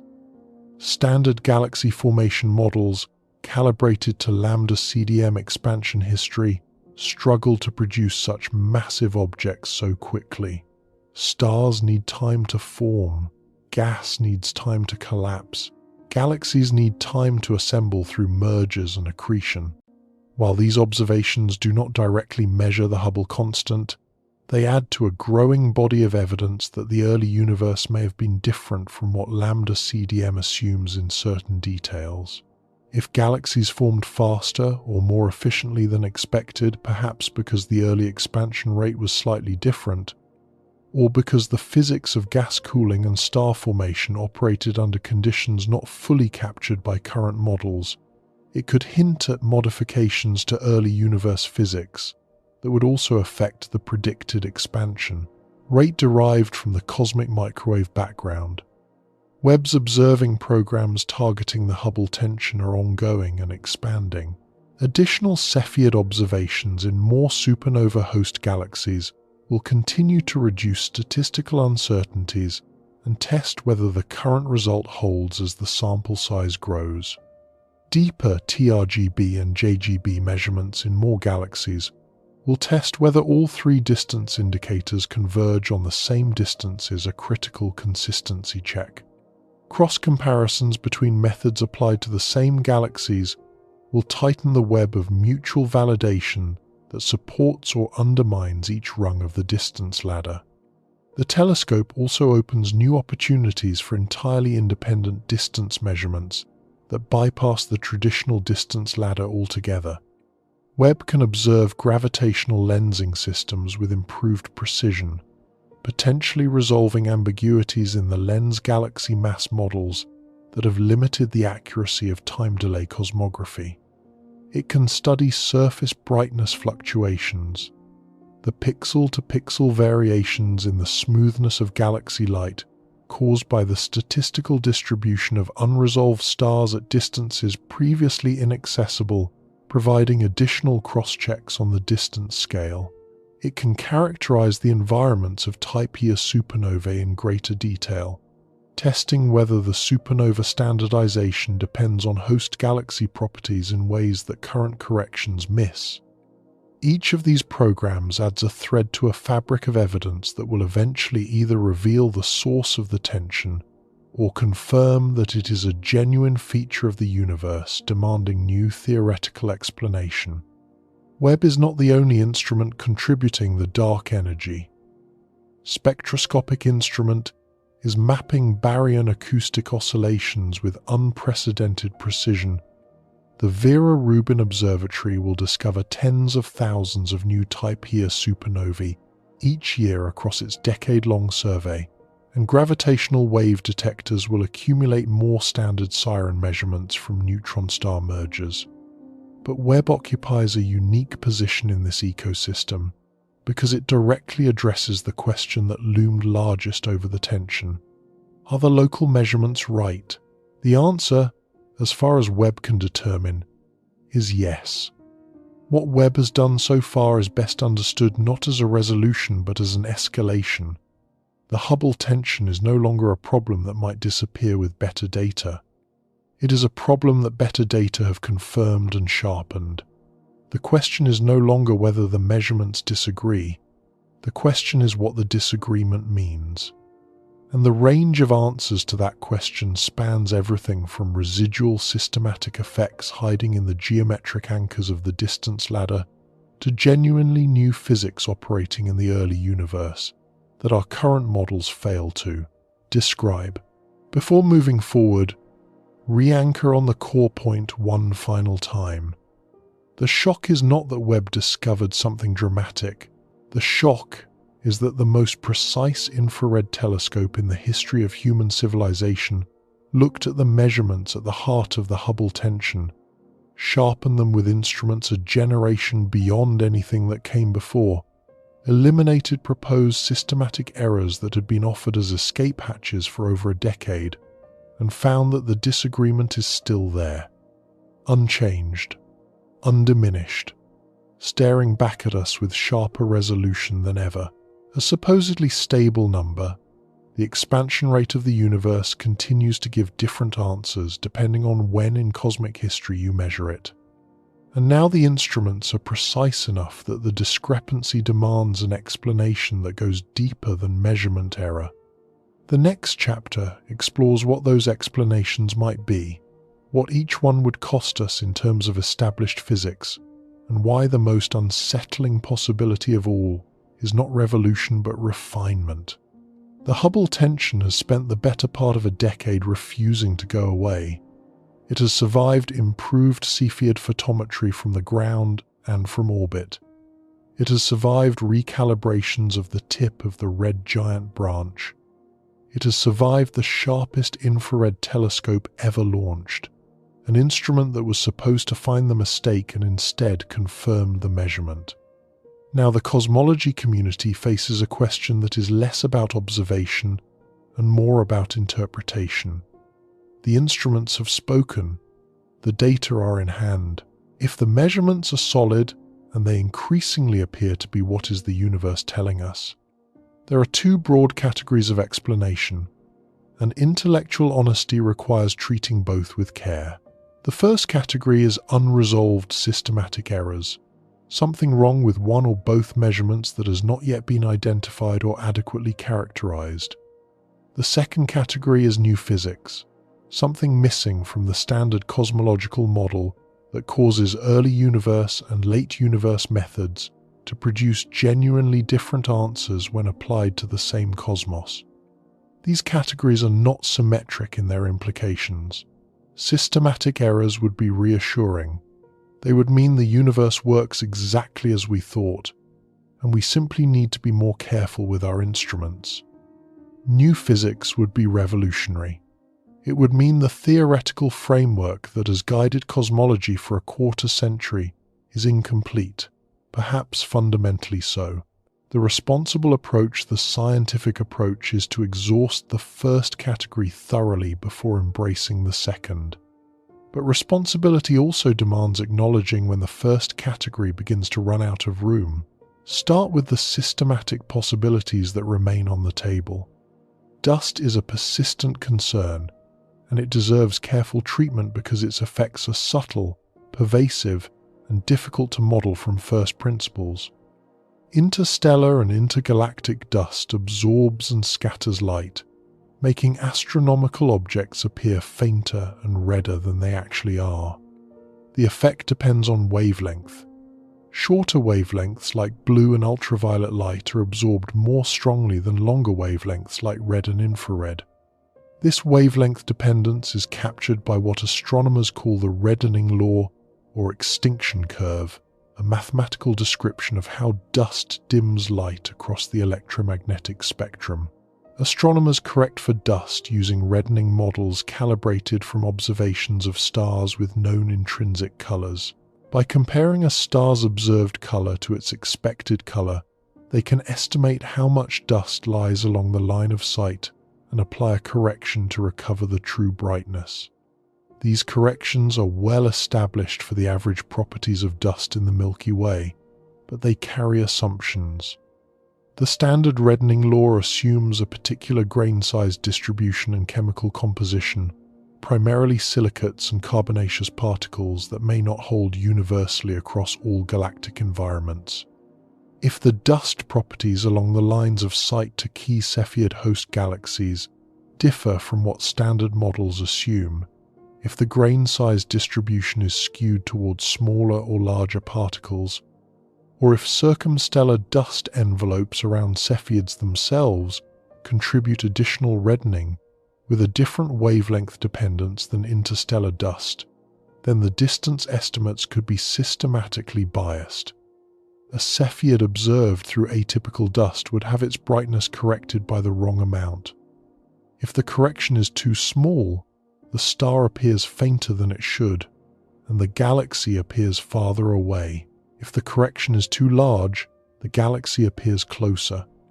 The direction and magnitude of this bias depend on the specific dust properties, which vary from galaxy to galaxy, and even from sightline to sightline within a single galaxy. Webb's infrared observations mitigate dust effects significantly because infrared light passes through dust much more easily than optical light. At 2 microns, the extinction from a typical dust column is roughly 1/10 of what it would be in the optical V-band. This is one of the reasons Webb's Cepheid measurements are so valuable. They are far less sensitive to dust uncertainties than Hubble's optical observations. But Webb does not eliminate dust concerns entirely.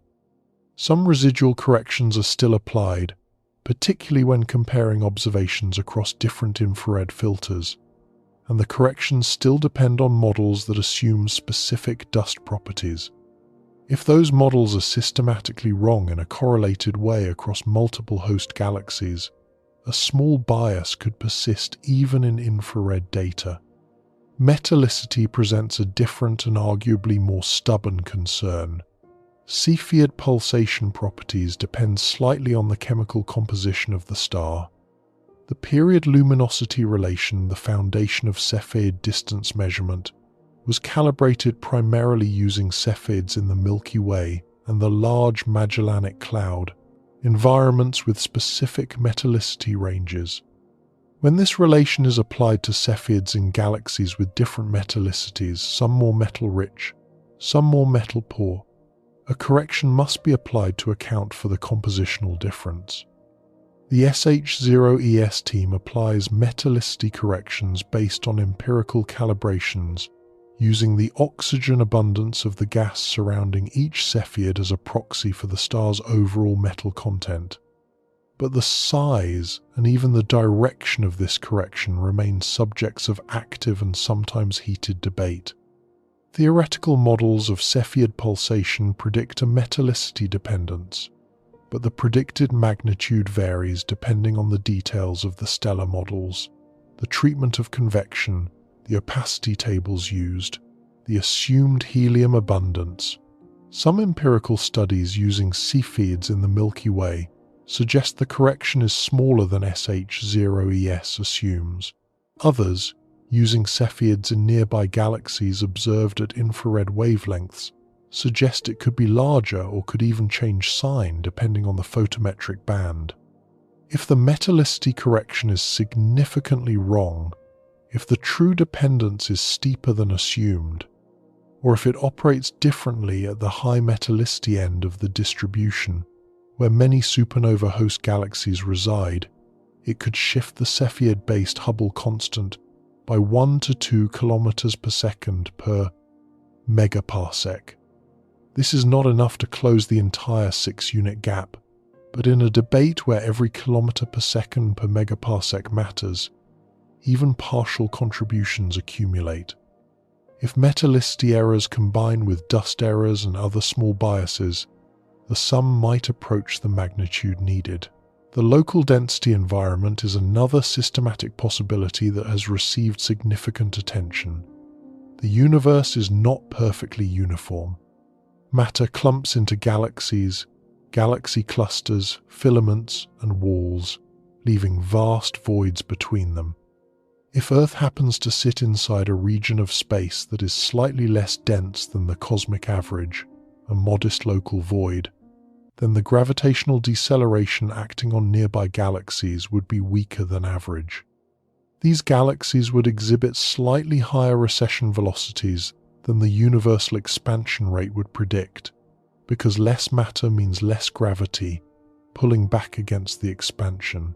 The locally measured Hubble constant would be inflated relative to the true global value.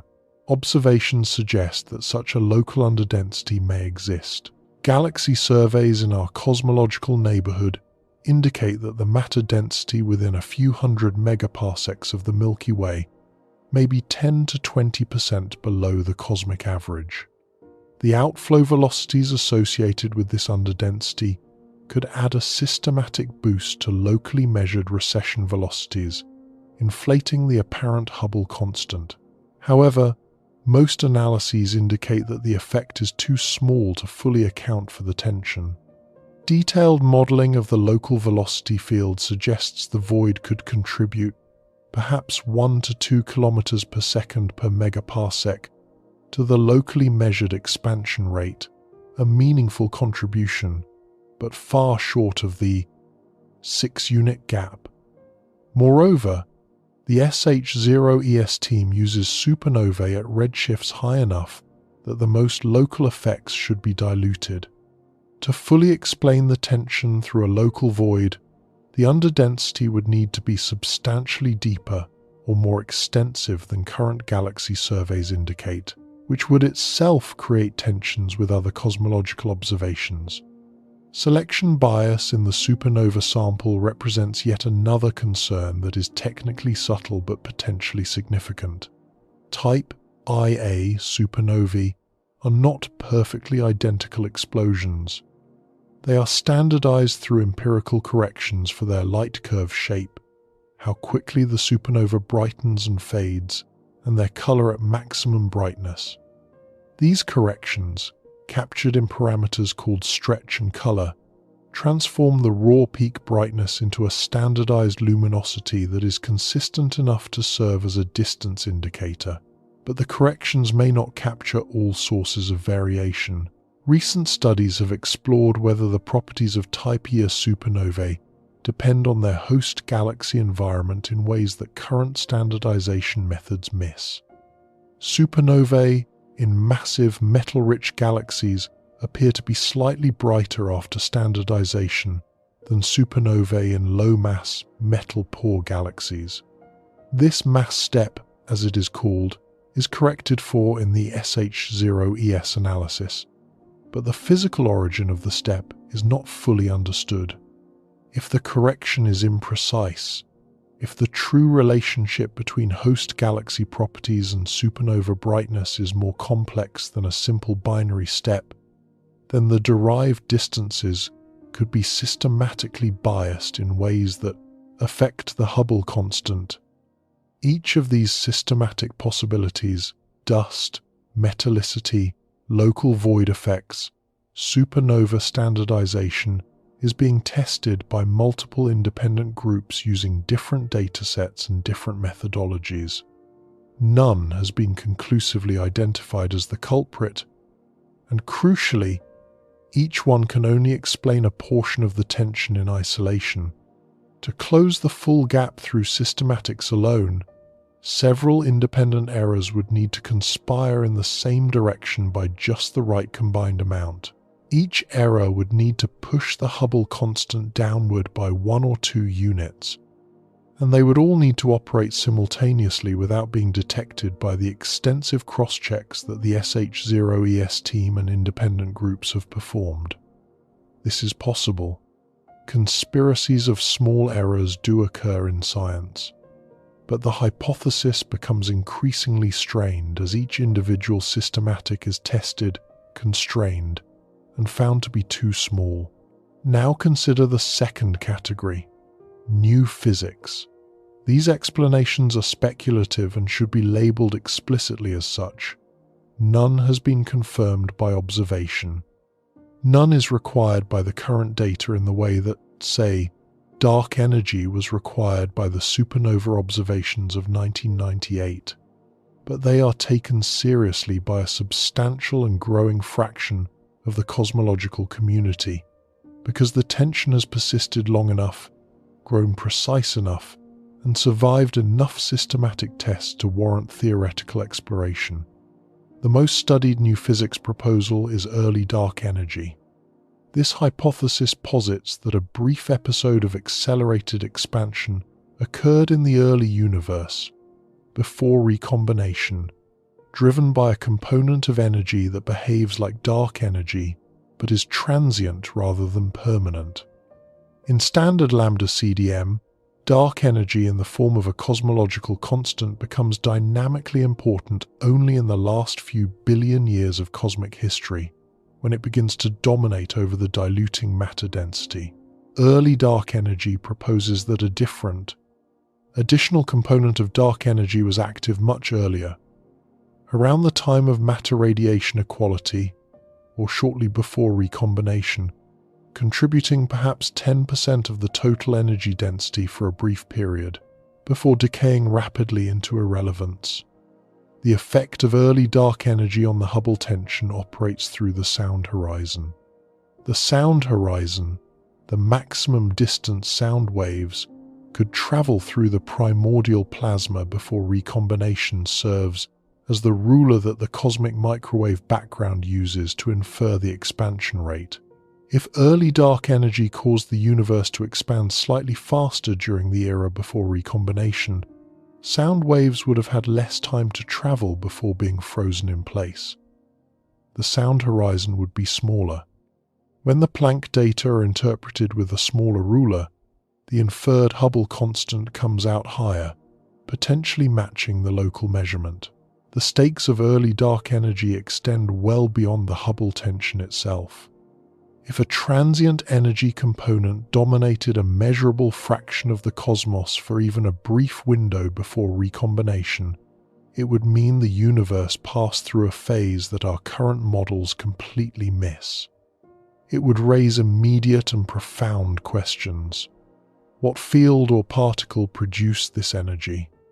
The simplest models invoke a scalar field, similar in concept to the inflaton that is hypothesized to have driven the rapid exponential expansion of the universe in its first fraction of a second, but with very different properties, operating at a much later epoch and at much lower energies. Why did it activate at that particular moment in cosmic history, and not earlier or later? The timing is suspiciously coincidental. Early dark energy must become important near the epoch of matter-radiation equality, when the universe transitions from being dominated by radiation to being dominated by matter. This coincidence requires either fine-tuning of the field's parameters or some deeper physical mechanism that links the field's behavior to the matter-radiation transition. A mechanism that no current theory provides convincingly. And why did it decay so rapidly, vanishing from the cosmic energy budget within a cosmologically brief window? Perhaps most disturbingly, the existence of early dark energy would suggest that dark energy is not the simple, unchanging cosmological constant that lambda CDM assumes. If the universe produced one episode of transient dark energy in its youth, the conceptual barrier to imagining dark energy as a dynamic, evolving phenomenon collapses. The dark energy we observe today driving the current accelerating expansion might also be transient, destined to strengthen, weaken, or vanish entirely over timescales we cannot yet predict. The implications cascade outward from a single number into questions about the ultimate fate of the cosmos. Early dark energy is an elegant idea, but it faces non-trivial challenges. Fitting it to the full Planck dataset requires fine-tuning. The energy component must activate at precisely the right cosmic epoch, contribute precisely the right fraction of the total energy density, and decay at precisely the right rate. If the timing is off by a small amount, the model either fails to resolve the tension or distorts the cosmic microwave background power spectrum in ways that conflict with the exquisitely precise Planck measurements. Some analyses suggest that early dark energy improves the fit to the Hubble constant, but degrades the fit to other cosmological observables, particularly the parameter called SATE, which measures the amplitude of matter density fluctuations on scales of 8 megaparsecs.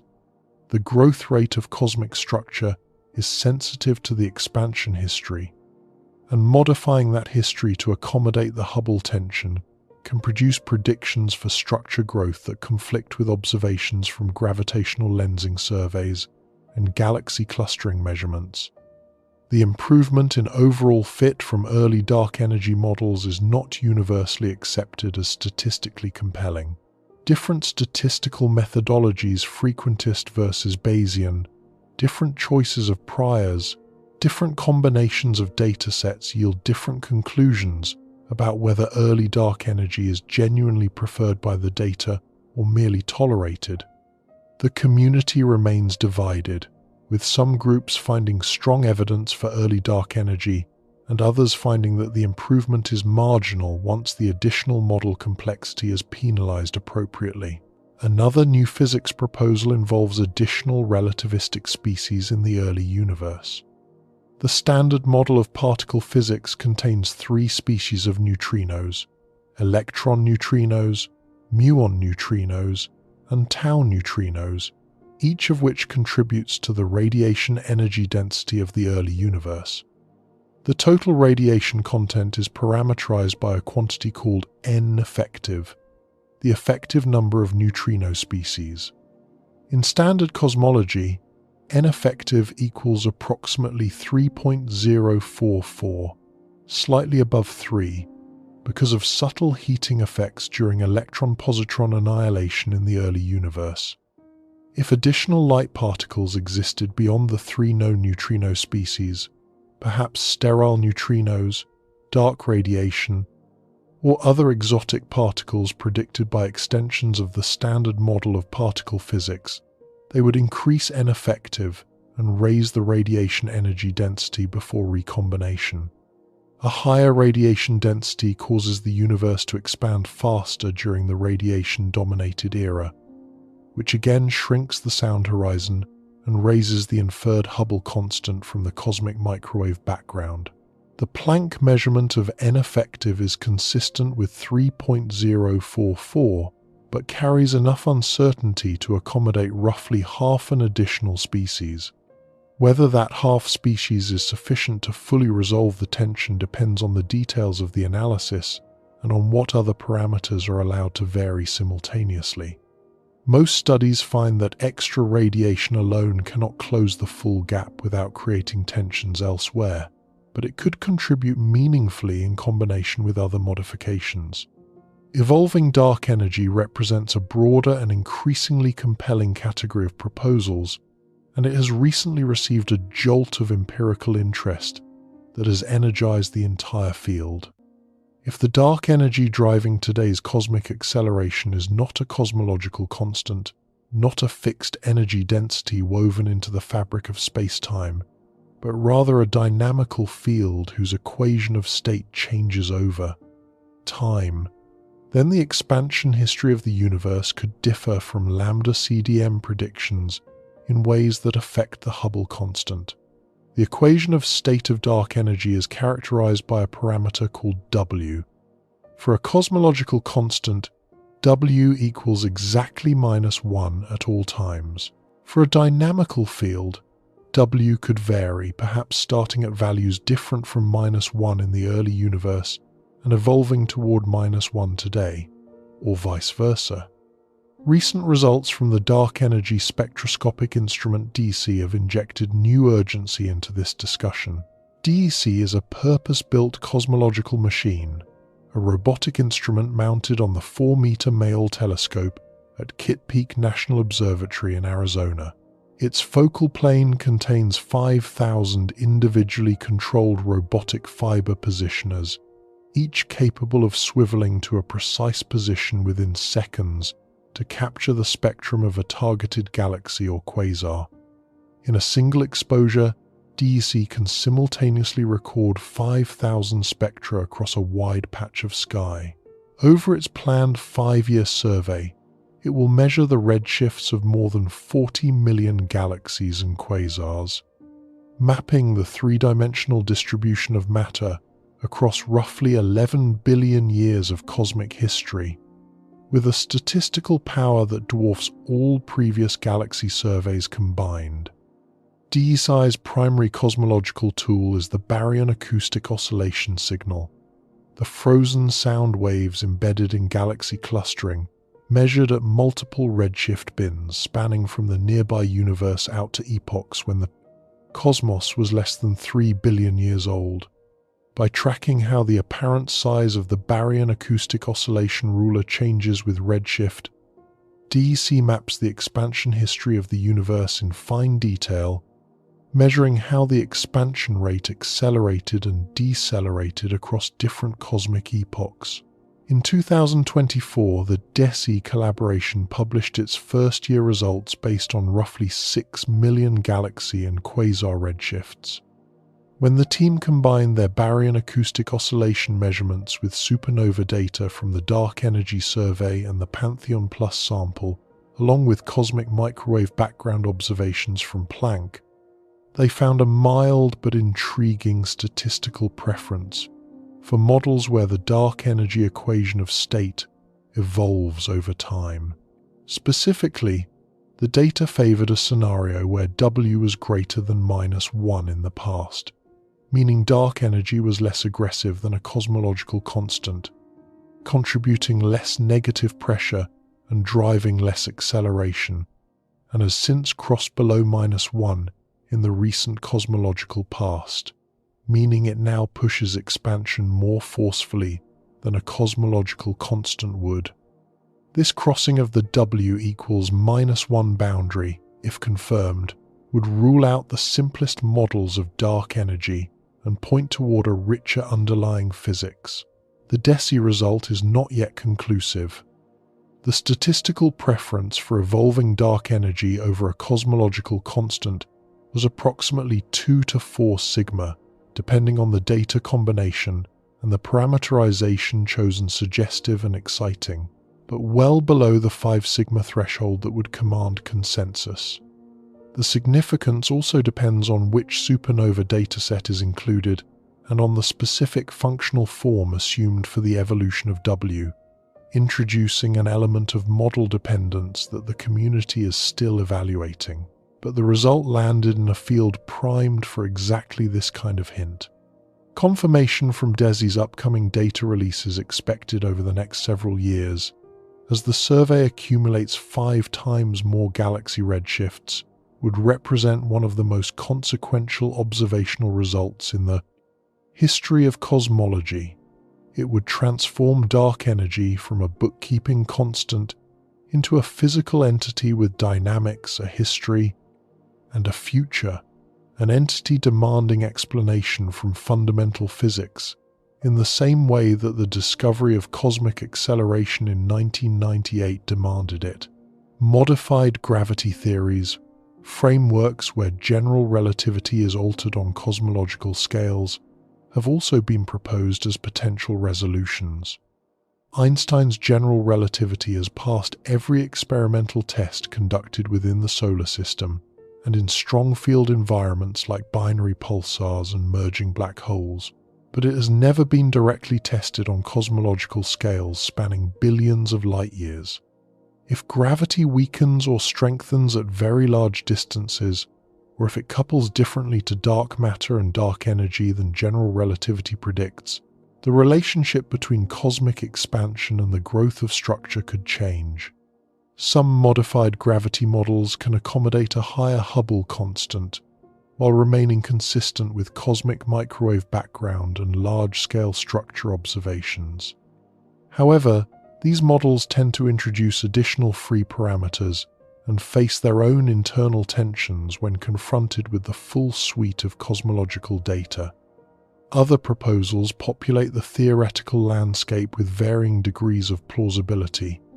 Interactions between dark matter and dark energy could transfer energy between the two sectors, altering the expansion history. Decaying dark matter, where a fraction of dark matter particles decay into lighter, relativistic products over cosmic time, could change the matter-radiation balance. Primordial magnetic fields could introduce additional pressure forces during recombination. Non-standard recombination physics could shift the inferred cosmological parameters. None of these proposals has emerged as a clear winner. The landscape of potential solutions is vast, creative, and frustrating in its lack of convergence. Each proposal resolves the Hubble tension at the cost of introducing new assumptions, new parameters, or new tensions with other data sets. The theoretical community has not found a silver bullet. What it has found is a long list of possibilities, each of which carves out a slightly different path through the space of cosmological models, and none of which is yet demanded by the data with the authority that would command consensus. This is the state of the field as it stands today, a measurement problem that resists both mundane and exotic explanation. The systematic errors that remain plausible are too small individually to close the gap. The new physics proposals that could close the gap lack decisive observational confirmation. The tension sits in a frustrating middle ground, too significant to ignore, too ambiguous to resolve, too persistent to dismiss. What the Hubble tension is really testing is not just the expansion rate, it is testing the entire lambda CDM framework. This framework does not rest on a single assumption. It rests on a constellation of assumptions, each of which has been tested individually, but never all simultaneously to the precision that the Hubble tension now demands. Flat spatial geometry. A cosmological constant with equation of state exactly -1. Cold, dark matter that interacts with other matter only through gravity. Exactly 3 neutrino species contributing to the radiation background. General relativity as the correct description of gravity on all scales. Standard recombination physics with no exotic energy injections. A power law spectrum of primordial density fluctuations generated during inflation. The cosmic microwave background encodes all of these assumptions. The Hubble constant derived from Planck reflects every single one. If any of them is even slightly wrong, not dramatically wrong, not catastrophically wrong, just slightly off in a way that shifts the predicted expansion rate by a few %, the tension could emerge naturally. The discrepancy might not be about one number at all. It might be a symptom of a model that works beautifully at the 97% level, but fails at the 3% level, in exactly the regime where our measurements have recently become precise enough to notice. This is why Webb's role matters so profoundly, even though Webb has not solved the problem and was never expected to solve it on its own. What Webb has done is convert a debate about data quality into a debate about physics. By confirming that the distance ladder measurements are not obviously flawed, that the Cepheids are correctly measured, that the photometry is clean, that the proposed systematic errors do not materialize at the required level, Webb forced the community to take the tension more seriously as a potential signal of incompleteness in the standard model. That is a different kind of progress. Not a discovery, but a sharpening of the question. Not an answer, but the elimination of comfortable escape routes that allowed the community to defer the question. And the question will continue to sharpen in the years ahead. Webb's observing programs targeting the Hubble tension are still expanding. The dark energy spectroscopic instrument will release increasingly precise baryon acoustic oscillation measurements. The Vera Rubin Observatory will discover tens of thousands of new Type Ia supernovae. The Euclid Space Telescope will map the distribution of galaxies and dark matter across the sky. Gravitational wave observatories will accumulate more standard siren measurements from binary neutron star mergers. Each new data point will either reinforce the tension or reveal a path toward resolution. If the tension ultimately turns out to be a systematic error, a subtle miscalibration in the distance ladder that was too small to detect with current techniques, or a modeling assumption in the cosmic microwave background analysis that was slightly off the resolution, will be technical and unglamorous. Cosmologists will update their calibrations, revise their error budgets, and move on. The standard model will survive intact. But if the tension proves to be real, if no systematic error can account for it, and the disagreement persists across multiple independent methods with increasing precision, then something in our understanding of the universe must change. The standard model will need a new ingredient, a new form of energy, a new particle, a new behavior for gravity, or something entirely unexpected, lurking in the gap between 67 and 73. The most unsettling possibility is not the dramatic one. It is not a headline that reads "Einstein was wrong" or "physics is broken." It is the quieter, more methodical prospect that the universe is gently, persistently telling us that our most successful cosmological model is an approximation.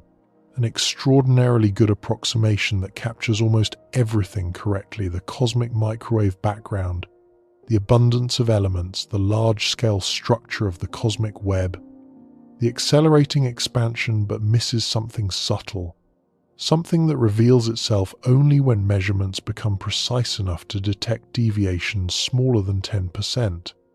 Something that has been hiding in plain sight for years, masked by error bars that were just wide enough to accommodate it, waiting for instruments like Webb and surveys like DESI to bring it into focus. This is what makes the Hubble tension so compelling as a scientific story. It is not about a flashy discovery. It is not about a single dramatic observation that overturns everything we thought we knew. It is about the discomfort of precision. The better we measure, the more clearly we see that something does not add up, and the fact that the discrepancy is small, approximately 9%, 6 kilometers per second per megaparsec, makes it more troubling, not less. A factor of 2 error would suggest a clear mistake somewhere, a broken instrument, a flawed calibration, an obvious blunder waiting to be found. A 9% tension between two exquisitely precise measurements, each grounded in well-understood physics, each confirmed by multiple independent techniques, each surviving a decade of scrutiny that suggests something subtle and deep. something that touches the foundations. Webb's greatest contribution to this story is not a number. It is clarity. Before Webb, the community could reasonably hope that the tension would dissolve under sharper scrutiny. Better resolution would reveal the blending error. Cleaner photometry would shift the Cepheid distances. The high local Hubble constant would drift downward. The Planck value would remain steady, and the gap would close with a quiet sigh of relief. After Webb, that hope has been significantly diminished. The proposed errors did not materialize. The measurements held firm. The gap remained. The instruments are sharper than ever, and the discrepancy is as stubborn as ever. The measurements are real. The disagreement is robust. And the universe is not yet telling us what to do about it. The cosmic expansion rate should be a single, stable number.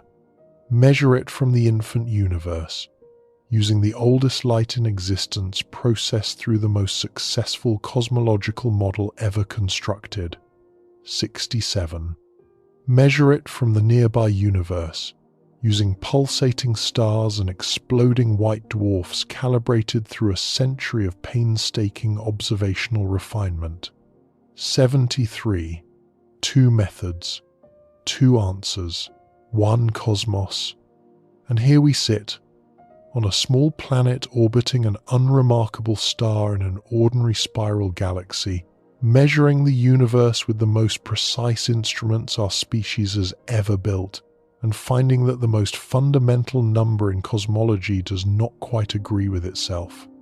The discrepancy is not large enough to declare a crisis of understanding with certainty, but it is far too large, far too persistent, and far too well measured to dismiss.